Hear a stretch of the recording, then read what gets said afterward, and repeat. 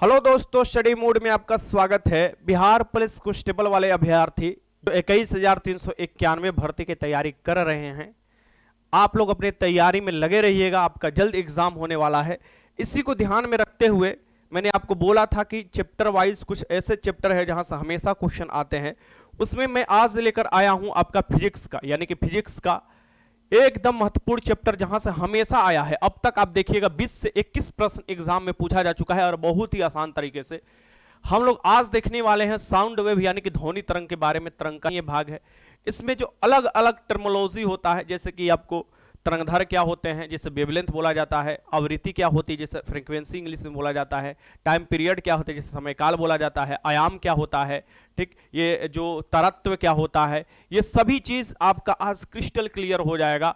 ये आपका ऐसा वीडियो होगा जो कि आप कहीं नहीं देखे होंगे। एकदम सिंपल तरीका से हर एग्जाम्पल को देते हुए मैं आपको लेकर चलूंगा। और बिहार पुलिस कांस्टेबल 21,391 पदों की अगर आप तैयारी कर रहे हैं, अगर आप इच्छुक हैं, तो ये आप बैच ज्वाइन कर सकते हैं जिसका नाम है बिहार पुलिस कांस्टेबल 21,391 पद के लिए सफलता बैच। इसका लिंक डिस्क्रिप्शन बॉक्स में मैं डाल दूंगा, कमेंट में भी पिन कर दूंगा। बहुत से लड़के ज्वाइन कर रहे हैं, आप भी ज्वाइन कर सकते हैं। 1 मई से स्टार्ट हो जाएगा। और यहां पर बिहार पुलिस कांस्टेबल को ध्यान में रखते हुए डेली आपको नोट्स मिलेगा, जो चैप्टर पढ़ाया जाएगा। डेली आपको प्रीवियस ईयर क्वेश्चन को ध्यान में रखकर नोट्स तैयार किया जा रहा है और एक अलग तरीके से आपकी एग्जाम की तैयारी कराया जा रहा है। साथ में देखिएगा डेली प्रैक्टिस क्वेश्चन आपको मिल जाएगा, जिस चैप्टर का आप खत्म कीजिएगा और बीच बीच में आपसे सवाल भी किया जाएगा, ठीक। और आपको एक टेलीग्राम से जोड़ दिया जाएगा जहां पर जो क्यूज भी आप क्यूज के थ्रू अपना रिवीजन भी कर सकते हैं। ये सभी चीज आपको इस बैच में मिल रहा है। जल्दी से इस बैच में आप इनरोल हो सकते हैं। अब कैसा क्वेश्चन पूछता है ये देख सकते हैं कि पराध्वनि चाल मापने के लिए भौतिक इकाई है। 2010 से हम शुरुआत करते हैं, तो 2010 में ये क्वेश्चन पूछा हुआ था। फिर आप देखिएगा ऐसे ऐसे बहुत सारे प्रश्न जो है आपके एग्जाम में पूछे गए हैं, जैसे कि तरंग जो कि धातुओं में संचारित होती है। 1/5/2010 को ये क्वेश्चन बिहार पुलिस में पूछा गया था। वैसे ही देखिएगा एक तरंग 0.8 सेकेंड में 24 चक्र पूरा करती है।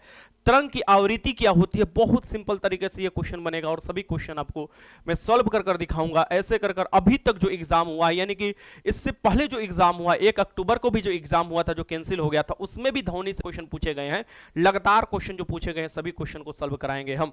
तो हम सबसे पहले आपको चलते हैं इसके थ्योरी वाला पोर्शन पर लेकर, जो कि आपको थ्योरी अगर कर लेते हैं, फिर उसके बाद देखिएगा कितना मजा आएगा आपको क्वेश्चन लगाने में।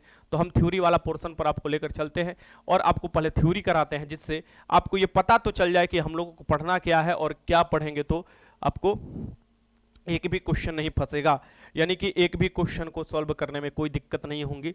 तो सबसे पहले हम देखेंगे ध्वनि तरंग, जो कि तरंग का ही भाग है। तो तरंग किसे कहते हैं आइए देख लेते हैं। बहुत ही छोटा वीडियो होगा, लेकिन एक चैप्टर ये खत्म किया जा रहा है। इसके बाद आप बिहार दरोगा का क्वेश्चन उठाकर लगा लीजिए, बिहार बीपीएससी का, बिहार पुलिस तो मैं बात ही कर रहा हूँ, फॉरेस्ट गार्ड, फॉरेस्टर, जो भी क्वेश्चन लगाना है आप उठाकर लगा लीजिए। एक क्वेश्चन आपका नहीं फंसने वाला है, यानी कि सभी क्वेश्चन सॉल्व कर पाइएगा। तरंग क्या होता है? तरंग एक विक्षोभ होता है। विक्षोभ मतलब कि डिस्टर्बेंस होते हैं।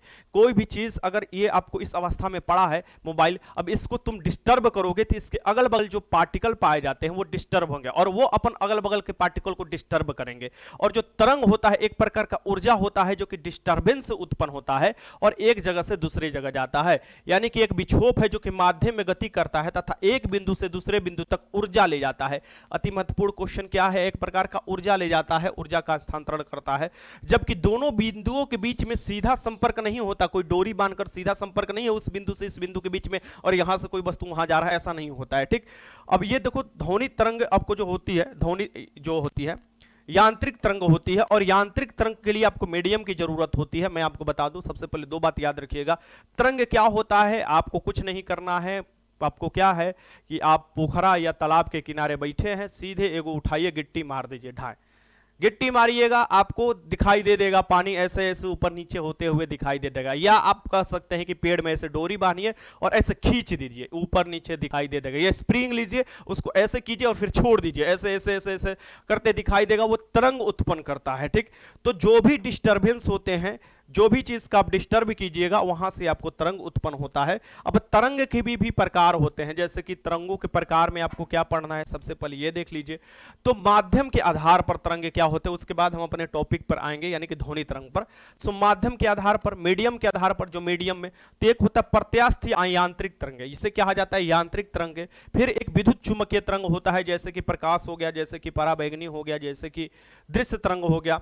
एक माध्यम में कणों के कंपन पर आधार पर, यानी लंबवत कंपन कर रहा है कण, लंबवत कंपन कर रहा है कण, या पैरेलल आपको कंपन कर रहा है। इस तरह से आपको जो अनुप्रस्थ तरंग होते हैं कणों के कंपन के आधार पर, और अनुदैर्ध्य तरंग होते हैं कणों के कंपन पर आधार पर, और एक ऊर्जा के आधार पर आपको तरंग होता है। परगामी तरंग होते हैं एक ही जगह से उत्पन्न, और आपको अपरगामी तरंग होते हैं, ये आपको ऊर्जा के अकॉर्डिंग। आपके सिलेबस में ये दो चीज ध्यान से पढ़ना है, क्योंकि यहां से क्वेश्चन हमेशा पूछ रहा है।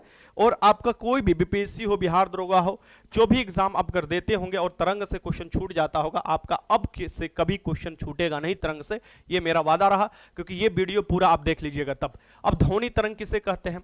ध्वनि तरंग देखिए, एक माध्यम जैसे हवा, पानी या कोई अन्य तरल, माध्यम मतलब मीडियम हो सकता है जिसमें पार्टिकल हो, जैसे हवा भी हो सकता है, पानी भी हो सकता है, ठोस भी हो सकता है, द्रव भी हो सकता है, गैस भी हो सकता है, ये सभी में पार्टिकल होते हैं। ठीक, माध्यम में यात्रा करने वाले ऊर्जा गति के कारण होने वाली गड़बड़ी के पैटर्न है, यानी कि ये भी एक गड़बड़ी या आपको डिस्टर्बेंस का ही पैटर्न है, जो कि ठोस, द्रव, गैस, ये ध्यान में रखिएगा। ठोस, द्रव, गैस, यानी कहीं ना कहीं इसको माध्यम चाहिए, मध्यम में जो गड़बड़ी होता है उसके कारण जो ऊर्जा उत्पन्न होता है वही तुम्हारा ध्वनि होता है, जो कि यहां पर साफ साफ दिया है। क्योंकि यह ध्वनि स्रोत से दूर तक फैलती है। अगर मान लो यहां से ध्वनि उत्पन्न होता है, हम बोल रहे हैं, तो यहां से यह दूर तक जाता है। ठीक, यानी कि ये दूर तक फैलता है। ध्वनि तरंगे जो होती है जहां से उत्पन्न होती है वहां से दूर तक फैलती है, ये तरंगे का गुण पाया जाता है। अब ध्वनि तरंग के उत्पन्न होने के कारण क्या है? सबसे पहले तरंग क्या होती है? एक ही बार में डिस्टर्बेंस है, अपने अगल बगल के परमाणु पर जो अणु है, माफ करना, अपन अगल बगल के जो अणु होती है, पार्टिकल होते हैं, उसको डिस्टर्ब करता है, जिसके कारण एक विक्षोभ जो पैदा होता है, डिस्टर्बेंस, उसके कारण ही एक तरंग दिखाई देता है आपको। सो कि देख भी सकते हैं, नहीं भी देख सकते। देखना है तो पानी में पत्थर मारकर देखिए, आपको दिखाई दे देगा। ठीक, अब जो ध्वनि उत्पन्न होती है तरंगे, ये कैसे होती है? कंपन करते हुए तंतु से, यानी कि आप गिटार ले लो, आपको सितार ले लो, आप जो भी लीजिएगा, बजाइएगा तंतु वाला, तो वहां से ध्वनि उत्पन्न हो सकती है, क्योंकि वो देखिएगा तंतु जो है कंपन करती है इससे। ठीक, कंपन करती हुई वायु से, वायु कहिएगा सर जी वायु से कैसे? तो बांसुरी ले लो, बांसुरी के अंदर तुम वायु को फूंक मारते हो तो क्या होता है? वायु दबता है, और जिसके कारण तुम्हारा क्या होता है? बांसुरी से आवाज निकलता है, जो कि वो भी एक प्रकार के हवा के कंपन से होता है। कंपन करती हुई तनित झिल्ली से, झिल्ली कहोगे जैसे कि तुम्हारा कोशिकाओं में जो झिल्ली पाया जाता है पतला पतला, वैसे ही झिल्ली पाया जाता है जानवरों में, जैसे कि खस्सी हो गया, बकरी हो गया, ये सब का क्या किया जाता है? पहले चमड़ा निकाला जाता है, ढोलक के ऊपर साटा जाता है, ढम ढम ढम ढम, झिल्ली जो बजाया जाता है, आवाज निकलता है। तो ड्रम, तबला, ढोलक, ये सिर्फ आपको जंतु से नहीं, आर्टिफिशियल भी बनाया जाता है, इस बात को ध्यान में रखिएगा। कंपन करती हुई प्लेटों से, जैसे कि साइकिल में तुम घंटी बजाते होगे, साइकिल के दो प्लेट होते हैं, उसके बीच में एक लोहा लगा रहता है, ऐसे बजाओगे दोनों तरफ लड़ता है तो टिन टिन टिन टिन बजता है, तो ये प्लेटों से भी उत्पन्न हो सकते हैं। फिर वस्तुओं के खुरुच कर बर्तन मांजते हैं, धोते हैं, आप देखिएगा खूजा होते हैं, रगड़ते हैं, तो क्या होता है? जब दो चीज रगड़न होता है तो आप देखिएगा वहां से भी आपको क्या होता है? उत्पन्न होता है ध्वनि। वस्तुओं के घर्षण से घर्षण करते हैं तो भी आप देखिएगा उत्पन्न होता है। जब कोई भी चीज लोहा मुरझा जाता है, उसको छुड़ाने जाते हैं ऐसे से घर्षण कर, तब पर भी देखिएगा कि आपका ध्वनि उत्पन्न होता है, जो कि आप सुन पाते हैं। ठीक, अब देखिए ध्वनि के संचरण कैसे होता है, यानी कि एक जगह से दूसरी जगह ध्वनि कैसे जाएगा? वह पदार्थ जिससे होकर ध्वनि संचारित होता है माध्यम कहलाता है। यानी सबसे पहले माध्यम कौन होता है? जिससे ध्वनि जाता है एक जगह से दूसरी जगह। ठीक, अब देखिए कहलाता है माध्यम ठोस, द्रव, गैस, कुछ भी हो सकता है, यानी मीडियम चाहिए ही चाहिए, ध्वनि निर्वात में गमन नहीं करता है, इस बात को ध्यान में रखिए। ठीक, जब एक वस्तु कंपन करती है तब इसके आसपास के वायु के कण भी बिल्कुल वस्तु की कंपन की तरह ही कंपन करने लगते हैं और अपनी संतुलित अवस्था से विस्थापित हो जाते हैं। ये कंपन वायु के कण के अपने आसपास के कण के जो वायु है उसको भी कंपन करते हैं, यानी ठोस हो या द्रव हो या गैस में कुछ भी, जब आप कंपन करते हैं तो उसके आसपास के अणु भी कंपन करते हैं, जो अपना वो संतुलित अवस्था में था। न्यूटन के फर्स्ट लॉ के अकॉर्डिंग कोई भी वस्तु संतुलित अवस्था में रहता है जब तक बाहरी डिस्टर्बेंस न लगाया जाए, यानी कि न्यूटन फर्स्ट लॉ आप पढ़े होंगे, यहां पर भी सेम वो लॉ लग जाएगा कि जब तक कोई डिस्टर्बेंस ना किया जाए तब तक कैसे उत्पन्न हो सकता है ध्वनि। यानी आप डिस्टर्बेंस किए, उसको खुरुचे या उसको घर्षण किए, कुछ भी किए, तो उसके कारण जो उत्पन्न होता है तरंग, वो आपको ध्वनि तरंग हो सकता है। ठीक, तो ये अगल बगल के जो अपना अणु होगा या जो पार्टिकल होंगे उसको डिस्टर्ब करेंगे, फिर वो आगे के अणु को डिस्टर्ब करेगा, आपको पार्टिकल को डिस्टर्ब करेगा, ऐसे ये डिस्टर्बेंस होते जाता है। ठीक, अब देखिएगा, अतः वे कण भी अपने विरामावस्था से विस्थापित होकर कंपन करने लगते हैं। यह प्रक्रिया माध्यम में तब तक चलती रहती है जब तक ध्वनि हमारे कानों तक नहीं पहुंच सकती। यानी कि अगर यहां पर एक घंटी लगाया हुआ है, एक आपको लोहा का टांगा हुआ चद्दर है, इस पर हम ढेला मारे, ढेला आप समझते हो ना, ढेला मारे, तो ढेला मारेंगे तो टंदनी आवाज हमारे कान तक पहुंचता है। जब इस पर ढेला लगता है तब आवाज पहुंचता है कान पर। यह कैसे होता है, चलो मैं बता देता हूं। ठीक, ये जब इस पर ढेला पड़ा तो वहां पर एक दाब बना और वहां से डिस्टरबेंस पैदा हुए, यानी विक्षोभ पैदा हुए, और वो उसके अगल बगल जो पार्टिकल आपको पाए जाते थे हवा में, फिर वो उसको डिस्टर्ब किया, जो अगल बगल उसके पाए जाता है वो उसको डिस्टर्ब किया, फिर उसके अगल बगल जो पाया जाता है उसको डिस्टर्ब किया, और तुम्हारे कान तक अंततः तुम्हारे कान में जाकर ये क्या हो गया, आवाज सुनाई दे दिया। अब सुनाई कैसे देता है, कितना मीटर होना चाहिए, ये सभी बातें आपको आगे मिलेगी पढ़ने के लिए। बस इतना समझ लीजिए कि कोई भी चीज हम जब डिस्टर्ब करते हैं ध्वनि के माध्यम में, जब वहां से तरंग उत्पन्न होता है तो वो संचारित होकर हमारे कानों तक आता है तो हम उसे सुन पाते हैं। ठीक, अब देखो, ध्वनि द्वारा उत्पन्न विक्षोभ माध्यम से होकर गति करता है, माध्यम कण गति नहीं करते। यानी कि आपको माध्यम से होकर गति करता है, तरंग जो होता है माध्यम से होकर गति करते हैं, कण गति नहीं करते हैं, इसे भी याद रखिएगा। यानी कि जो तरंग होगी ये माध्यम के कण जो होंगे उससे गति करता है, यानी एक कण दूसरे में ट्रांसफर करेगा, दूसरा तीसरे में ट्रांसफर कर देता है और कण अपने जगह पर बना रहता है। ये देखिए संपीड़न क्या होता है। जब हम ध्वनि तरंग पढ़ रहे हैं, इससे पहले आपको तरंग के बारे में पता होना चाहिए कि तरंग जो आपको एक होता है अनुदैर्घ्य तरंग, एक होता है अनुप्रस्थ तरंग, कंपन करने के आधार पर, कणों के कंपन करने के आधार पर, तो वो आगे मिलेगा, वैसे मैं आपको पढ़ाऊंगा। इससे पहले आप जान लीजिए संपीड़न क्या होता है, विरल क्या होता है। संपीड़न, ध्वनि तरंग अनुदैर्घ्य तरंग है, ये याद रखिए, क्वेश्चन पूछेगा आपसे।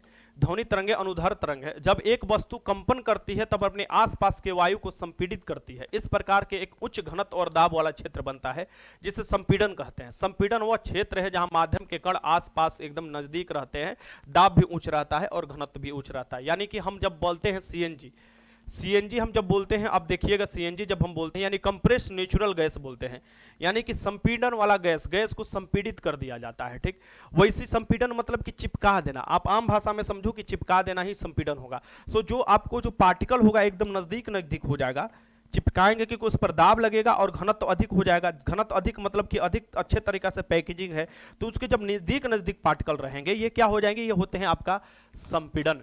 यानी कि इसे सघन भी आप कह सकते हैं कि यहाँ पर पार्टिकल क्या है, सघन है, यहाँ पर प्रेशर भी क्या है, आपको दाब भी अधिक है, और यहाँ पर क्या है, घनत्व भी क्या है, घनत्व भी अधिक है। सो इस अवस्था में देखोगे पार्टिकल क्या हो गए हैं, संपीड़ित हो गए हैं। यानी हमको यहाँ पार्टिकल था, इतना दूर में पार्टिकल फैला है, अलग अलग पार्टिकल है, इसको हम कंप्रेस्ड किए यानी संपीड़ित किए तो ये पार्टिकल एक जगह ऐसा हो गया। ठीक, तो इसे हम क्या करेंगे, संपीड़ित पार्टिकल कहेंगे, और जो ये रूप बनेगा इसे हम लोग सघन कहेंगे। ठीक, तो इसे आगे आपको पढ़ने को मिलेगा, वैसे ये नोट्स मैं आपको दे दूंगा, यहां पर देख लीजिए। तो ध्वनि तरंग क्या है, एक प्रकार का ध्वनि तरंग जो है अनुदैर्घ्य तरंग है, और संपीड़न यहां पर देख लीजिए। पहले यहां पर देखिए ये क्या है, ये देखो यहां पर जो है एक देख सकते स्प्रिंग है, इसको आपको एक जगह ये संपीड़ित है, इसे तरंग भी आप कह सकते हैं। एक जगह ये संपीड़ित है यानी कि पास है, और एक जगह ये देखिए दूर है, जिसे विरल कहा जाता है, वो भी हम लोग पढ़ लेते हैं। और फिर देखिए यहां पर भी संपीड़ित है, सब चीज आपको समझ में आएगा, जितना अभी बता रहे हैं वो भी समझते चलिए। फिर हम देखते हैं विरलन किसे कहा जाता है। विरलन नाम से ही पता चल रहा है, कहा जाता है ना, बिरले कोई पाया जाता है, बिरले कोई पाया जाता है, हिंदी में हम लोग बोलते हैं कि बिरले कोई पाया जाता है, वैसे आदमी, यानी कि बहुत कम ही वैसे आदमी मिलते हैं। ठीक, वैसे ये देखो बिरलन, यहीं से जब कंपनमान वस्तु पीछे की ओर कंपन करते हैं तथा एक निम्न दाब क्षेत्र बनता है जिसे बिरलन कहते हैं। यानी कि कंपन करेगा कोई वस्तु, और कंपन करने के बाद एक तो सघन बनेगा, सघन के बाद आप देखोगे पीछे की तरफ जब कंपन करेगा तो वो बिरलन बनेगा। यानी कि क्या होगा, पास अणु ना रहकर इसमें दूर अणु रहेंगे। ठीक, यानी कि जो पार्टिकल रहेंगे ये क्या रहेंगे, दूर रहेंगे। ये जो दूर पार्टिकल रह रहे हैं इन्हें हम लोग क्या कहेंगे, इसे ही बिरलन कहेंगे। बस 2-3 चीज याद रखिए, परिभाषा आपसे एग्जाम में नहीं पूछने जाएगा, आपके एग्जाम में पूछेगा तो आप लोग लिख सकते हो। यानी कि ऑब्जेक्टिव एग्जाम है, कोई ऐसा नहीं कि सब्जेक्टिव एग्जाम है, इसलिए ऐसा नोट्स तैयार किया गया है आप लोगों के लिए कि आप लोग आसानी से 2-3-4-5 मिनट दो और पूरा एकदम खत्म कर दो। उस तरीके से ये मैंने नोट्स तैयार किया है कि रिवीजन कर लो आसानी से। ठीक, तो वो है। इसमें क्या होगा, इसमें कम आपको क्या होते हैं, दाब बनते हैं, कम दाब होते हैं, कम दाब होंगे, घनत्व भी क्या होते हैं, कम होते हैं, और जो कणों की संख्या होती है ये भी कम होती है। क्या होती है, कम होती है। इसे ही हम लोग क्या बोलते हैं, विरलन कहते हैं। यानी कण दूर होंगे, कणों की संख्या कम होगा। ठीक, वहां पर दाब कम होंगे। जैसे कि आप देख सकते हो बिरलन की स्थिति कौन हो जाएगा, बिरलन की स्थिति ये हो जाएगा। यहाँ पर देखो, ये देखो यहाँ पर पार्टिकल क्या है, दूर दूर है, दूर दूर है, दूर दूर है, दूर। यहाँ पर यही आपको यहाँ पर देख लो पार्टिकल क्या है, नजदीक नजदीक नजदीक नजदीक नजदीक। तो ये क्या हो गया, सघन हो गया, ये हो गया विरलन। अब हम ये देखेंगे कि सघन विरलन से हम लोगों को क्या जानकारी मिला सर जी, ये क्यों बता रहे हैं सर। सबसे पहले ये देख लो, हम लोग पढ़े हैं कि ध्वनि तरंग क्या है। ध्वनि तरंग एक अनुदैर्ध्य तरंग है, और ध्वनि तरंग जहां से उत्पन्न होता है वो उसके समानांतर चलता है, उसका जो पार्टिकल होता है वो समानांतर चलता है, ठीक। समानांतर का है कि मतलब कि यहां से हमने ध्वनि तरंग उत्पन्न किया, तो यहां से जब ध्वनि तरंग, यहां से जब कोई भी आवाज देते हैं तो उसके जब पास पास जो पार्टिकल होगा, ये देखो कि पास पास पार्टिकल है, ये पास पास जो पार्टिकल है, ये अच्छे से आप चित्र बना सकते हैं, ये पास पास पार्टिकल है। फिर क्या होगा, आप देखो कि दूर दूर पार्टिकल होगा, दूर दूर दूर दूर। फिर एक समय आएगा पास पास पार्टिकल हो जाएगा। जब ध्वनि तरंगे चलती है तो सेम ऐसे ही चलती है, आपको ध्वनि तरंगे ऐसे ही चलती है, एकदम सेम हो जाएगा। फिर क्या हो जाएगा, दूर दूर पार्टिकल हो जाएगा। अब यहां पर देखो, ठीक, जब ध्वनि तरंगे चलती है तो कभी सघन कभी विरल, कभी सघन कभी विरल माध्यम से चलती है। और ये जो सघन सघन है ना, ये क्या है, सघन सघन जो माध्यम है, यानी जहां जहां पर पार्टिकल संपीड़ित है उसके ही बीच को हम लोग तरंगधर कहते हैं ध्वनि तरंग में, क्योंकि अनुदैर्ध्य तरंग है। या दो विरल जो आपको मिलाइएगा, दो विरल के बीच की जो दूरी होगी, दो विरलन का, वो भी आपको क्या होता है, तरंगधर होता है। इस स्थिति में आपको क्या यहां से निकल कर आता है, समझिए। यहां पर देखिए, लॉन्गिट्यूडनल वेव मतलब कि आपका अनुदैर्ध्य तरंग की बात कर रहा है, ठीक। जब हम यहां पर देखेंगे, यहां पर संपीड़ित है, आपको दिखाई दे रहा है, और यहां पर संपीड़ित है, ये दोनों संपीड़ित के बीच में की दूरी जो होता है उसे ही हम तरंगधर बोलेंगे। यानी तरंग की जो दूरी होता है उसे हम लोग तरंगधर बोलते हैं, ठीक। अब यहां पर देखिएगा, ये जो संपीड़ित संपीड़ित के बीच की दूरी देखिए, ये एक तरीके से आपको बना दिया गया है ट्रांसवर्स जो है वेव, यानी कि अनुप्रस्थ तरंग से इसे कंपेयर कर दिया गया है। तो आगे हम पढ़ेंगे उसे भी। तो ये देखिए, ये दोनों के बीच में हो सकता है, ये दोनों के बीच में हो सकता है, ये दोनों के बीच में हो सकता है। यानी बिरल बिरल और सघन सघन बीच के जो आपको दूरी होते हैं उसे ही हम लोग क्या बोलते हैं, तरंगधर बोलते हैं, तरंग का। यानी आप आसानी से बोल सकते हो कि जब जो साउंड वेव यानी कि ध्वनि तरंग गमन करती है तो वो सघन बिरलन के तरह से गमन करती है, और दो सघन या दो बिरल के बीच की जो दूरी होती है उसे ही हम लोग क्या बोलते हैं, तरंगधर बोलते हैं। अब यहां पर देखो, कुछ ये भी जानकारी ले लो। ये तो अनुदैर्ध्य तरंग के बारे में सर जी बता दिया। अब देखो यहां पर शीर्ष और जो होता है गर्त क्या होता है, इसे देख लो। देखिए, तरंग के ऊपर उठे हुए भाग को हम लोग क्या बोलते हैं, शीर्ष कहते हैं। शीर्ष अपना बोला जाता है श्रृंग या शीर्ष, यानी ऊंचाई। शीर्ष माने क्या होता है, ऊंचाई। यानी अगर यहां से कोई तरंग उत्पन्न हो रहा है, यहां देख लो तरंग ये उत्पन्न हुआ है, एकदम दिखाई तुमको दे रहा होगा, तरंग ऐसे अपना गमन कर रहा है, ठीक। सो ये जो तरंग मतलब कंपन है, तो कंपन है तो कंपन को ऐसे ही दिखाया जाता है, ठीक। आगे मैं बताऊंगा ऐसे क्यों दिखाया जाता है। तो ये देखोगे, ये जो कंपन कर रहा है इसके जो शीर्ष है, यहां पर शीर्ष है और यहां पर शीर्ष है। एक मिनट में दिखा देता हूं आपको।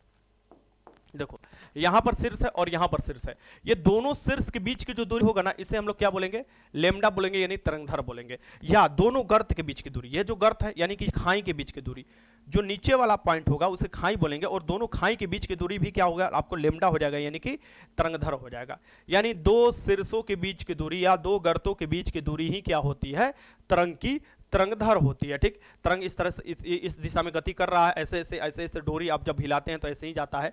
तो दो उसके शीर्ष जो बनता है उसके बीच की दूरी, या दो खाई यानी गर्त के बीच की दूरी ही हम लोग क्या बोलेंगे, उसे तरंगधर बोलेंगे। अब एक चीज यहां पर ध्यान में देने वाली चीज है, ये ध्यान में देखो कि हम सर जी बोले यहां से लेके आप बोले कि यहां तक तरंगधर हो जाएगा, तो आप एक देखो, ये तो आपका आधा सर्कल दिखाई दे रहा है। अगर हम इसे वृत्त मान लेते हैं तो इसके आधा सर्कल यहां दिखाई दे रहा है, इधर से आधा सर्कल है, और यहां से देखो, यहीं से न गिन रहे, यहां से एक आधा सर्कल है, ये आधा सर्कल जो है, यानी ये चौथाई भाग है, ये भी चौथाई भाग मिल जाए दो, तो आधा बन जाता है। यानी कि ये पूरा का पूरा ऐसे आपको सर्कल बन जाएगा, ठीक।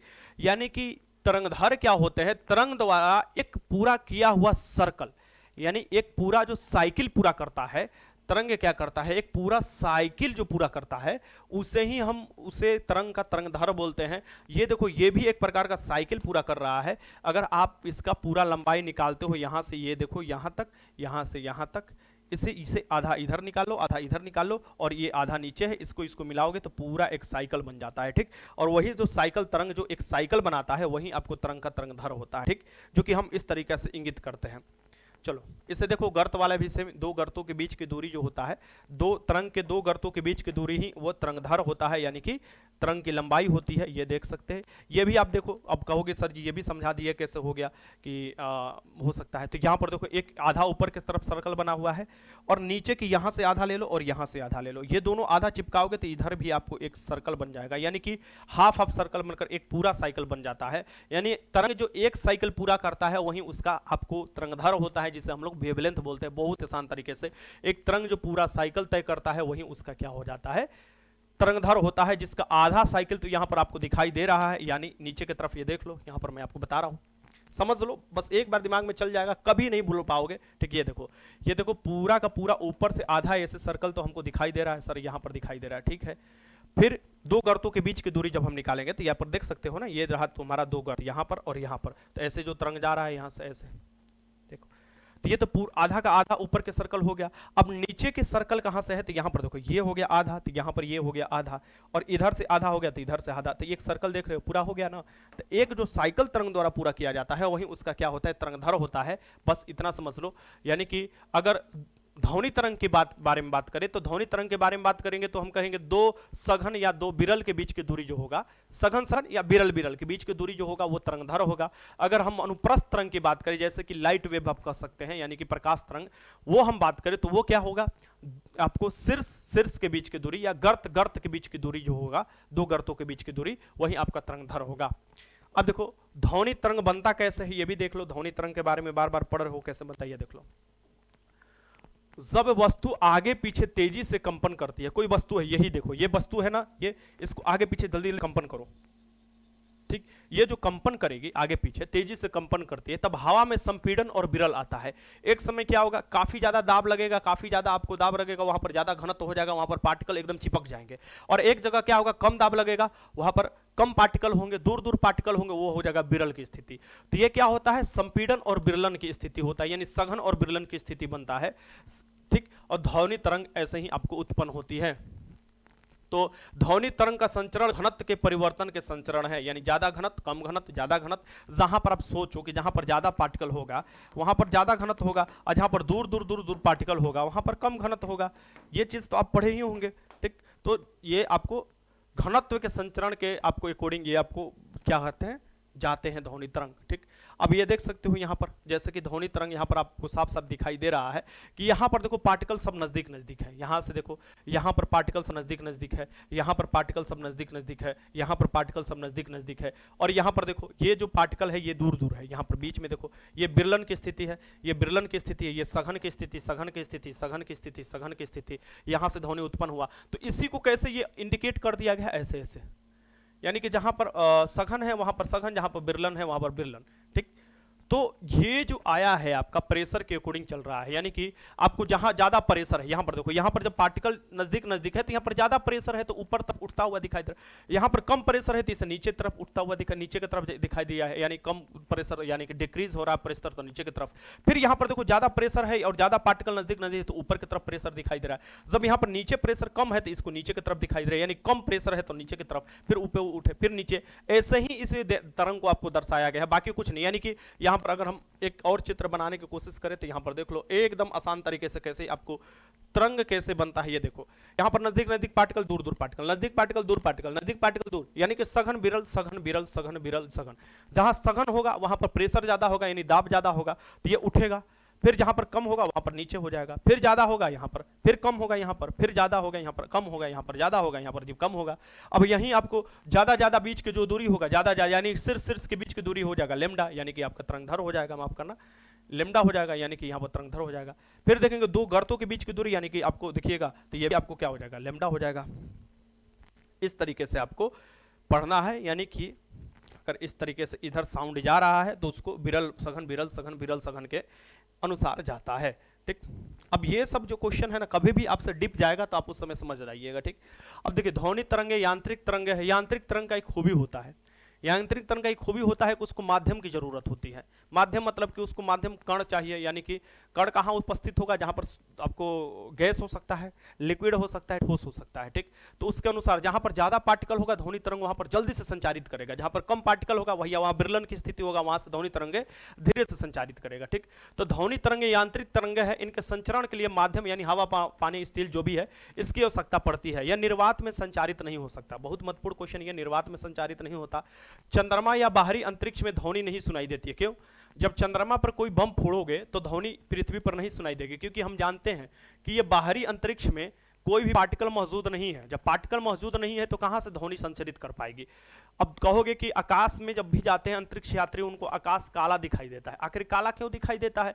क्योंकि वहां पर प्रकाश का परिकिरणन ही नहीं होता है। प्रकाश चलता है लेकिन कोई पार्टिकल नहीं मिल पाता है जिस पर पढ़कर वो छितराए, और जब तक छितराएगा नहीं तब तक रंग कैसे पता चलेगा, ठीक, परिकिरणित कैसे होगा। तो वैसे ही आपको क्या होता है कि चंद्रमा या बाहरी अंतरिक्ष में ध्वनि नहीं सुनाई देती है, क्योंकि ध्वनि को संचरण करने के लिए माध्यम की आवश्यकता होती है। जबकि चंद्रमा या बाहरी अंतरिक्ष में, वायुमंडल में देखोगे वायुमंडल नहीं होता है, और वायुमंडल नहीं होने की स्थिति में ये निर्वात की स्थिति हो जाता है, जिसमें पार्टिकल नहीं होने के कारण ये क्या होता है, ध्वनि नहीं आपको संचरित कर पाती है, नहीं सुनाई दे पाती है। अब हम चलते हैं सबसे पहले अनुधर तरंग की तरफ, देखते हैं अनुधर तरंग क्या होता है। तो देख लो, वह तरंग जिसमें माध्यम के कण आगे पीछे उसी दिशा में कंपन करते हैं जिस दिशा में तरंग गति कर रहा है, अनुधर तरंग कहलाते हैं, ठीक। यानी कि ये देखो, यहां से अगर लॉन्गिट्यूडिनल वेव कहा जाता है, यहां पर एक घंटी है, यानी इसको हम यहां पर ठोके, यहाँ पर टंदनी बजाए तो ये टंदनी इस तरफ से आवाज आएगा इधर की तरफ, तो इधर की तरफ एक समय ऐसा आएगा कि उसका जो तरंग होगा नजदीक नजदीक, उसका पार्टिकल जो होगा तरंग में ये नजदीक नजदीक होगा, पार्टिकल नजदीक नजदीक होगा, इस बात को ध्यान में रखिएगा। और कहीं कहीं विरलन की स्थिति होगा, पार्टिकल दूर दूर, यहाँ पर देखो यहाँ पर नजदीक नजदीक है, यहाँ पर दूर दूर है, यहाँ पर नजदीक नजदीक है, दूर दूर है। तो इसी के अनुसार क्या होता है, ध्वनि तरंगे क्या होती है, गमन करती है। जहां पर नजदीक पार्टिकल होता है वहां पर ध्वनि ज्यादा सुनाई देगी, जहां पर दूर दूर होगा वहां पर कम सुनाई देती है। तो ये चीज आपको दिखाई देता है। वहीं आपको देखिएगा अनुप्रस्थ तरंग में ये चीज नहीं देखने को मिलता है, ठीक। तो ये होगा तुम्हारा साउंड वेव, यहां पर देख सकते हो इधर की तरफ जा रहा है, ट्रेवल कर रहा है, ठीक। और आपको उधर की तरफ सघन विरल के माध्यम से आपका ध्वनि संचरण कर रहा है, ठीक। अब यहां पर एक चीज बता दूं आपको, अनुधर तरंग तो बता दिया, अनुप्रस्थ तरंग भी देख लो। अनुप्रस्थ तरंग जहां से उत्पन्न होता है वो अपना लंबवत चलता है, जहां से उत्पन्न होगा वो अपना लंबवत चलेगा, ये बात ध्यान में रखिएगा। और अब जो ये होता है अनुप्रस्थ होता है वो पैरेलल चलते रहता है। देखो इसके पैरेलल ये भी है, बस सघन विरल के अकॉर्डिंग चलता है, ठीक, अनुसार चलता है। ट्रांसवर्स वेव मतलब कि अनुप्रस्थ तरंग, जैसे लाइट वेव आप कह सकते हैं। अब ये जो उत्पन्न होता है ये देख सकते हो, यहां से ऐसे उत्पन्न हुआ, यानी ये गर्त शीर्ष गर्त शीर्ष गर्त शीर्ष गर्त शीर्ष के अनुसार चलता है। और दो आपको देखिएगा गर्तों के बीच की दूरी हुआ या दो शीर्षों के बीच की जो दूरी हुआ उसे ही हम लोग तरंगधर या वेवलेंथ कहते हैं। एक चीज और आपकी एग्जाम की दृष्टि से मैं बता दूं, अगर आपसे कोई क्वेश्चन पूछे कि सर जी अनुधर तरंगे अनुप्रस्थ तरंगे, ठीक, अब दोनों यांत्रिक तरंगे बताएं, एकदम हम बताएं दोनों यांत्रिक तरंगे, तो सर जी ये दोनों में कैसे अंतर है? दोनों तो मीडियम सेम ही मीडियम में आपको कह रहे हैं कि दोनों को माध्यम की जरूरत है। देखिए अनुप्रस्थ तरंगे कैसी तरंगी होती है, जो पानी के सतह पर उत्पन्न होती है, ध्यान में रखना। इससे पहले आप देख लो अनुधर तरंगे क्या होती है। अनुधर तरंगे पार्टिकल के गमन जो डिपेंड करता है कि मीडियम में कितना पार्टिकल है और कौन मीडियम है। जैसे कि ठोस मीडियम रहेगा यानी ठोस माध्यम रहेगा तो उसमें ज्यादा ध्वनि तरंग चलेगी, द्रव रहेगा तो उससे कम पार्टिकल तो उसमें कम चलेगा, और गैस में एकदम दूर दूर पार्टिकल रहते हैं और आपको कम चलेगी, ठीक, यानी सबसे कम गैस में चलेगी। वैसे ही आप देखोगे अनुप्रस्थ तरंग, देखो उसको भी पार्टिकल की चाहिए लेकिन वो दो चीज में गमन करता है। कौन में?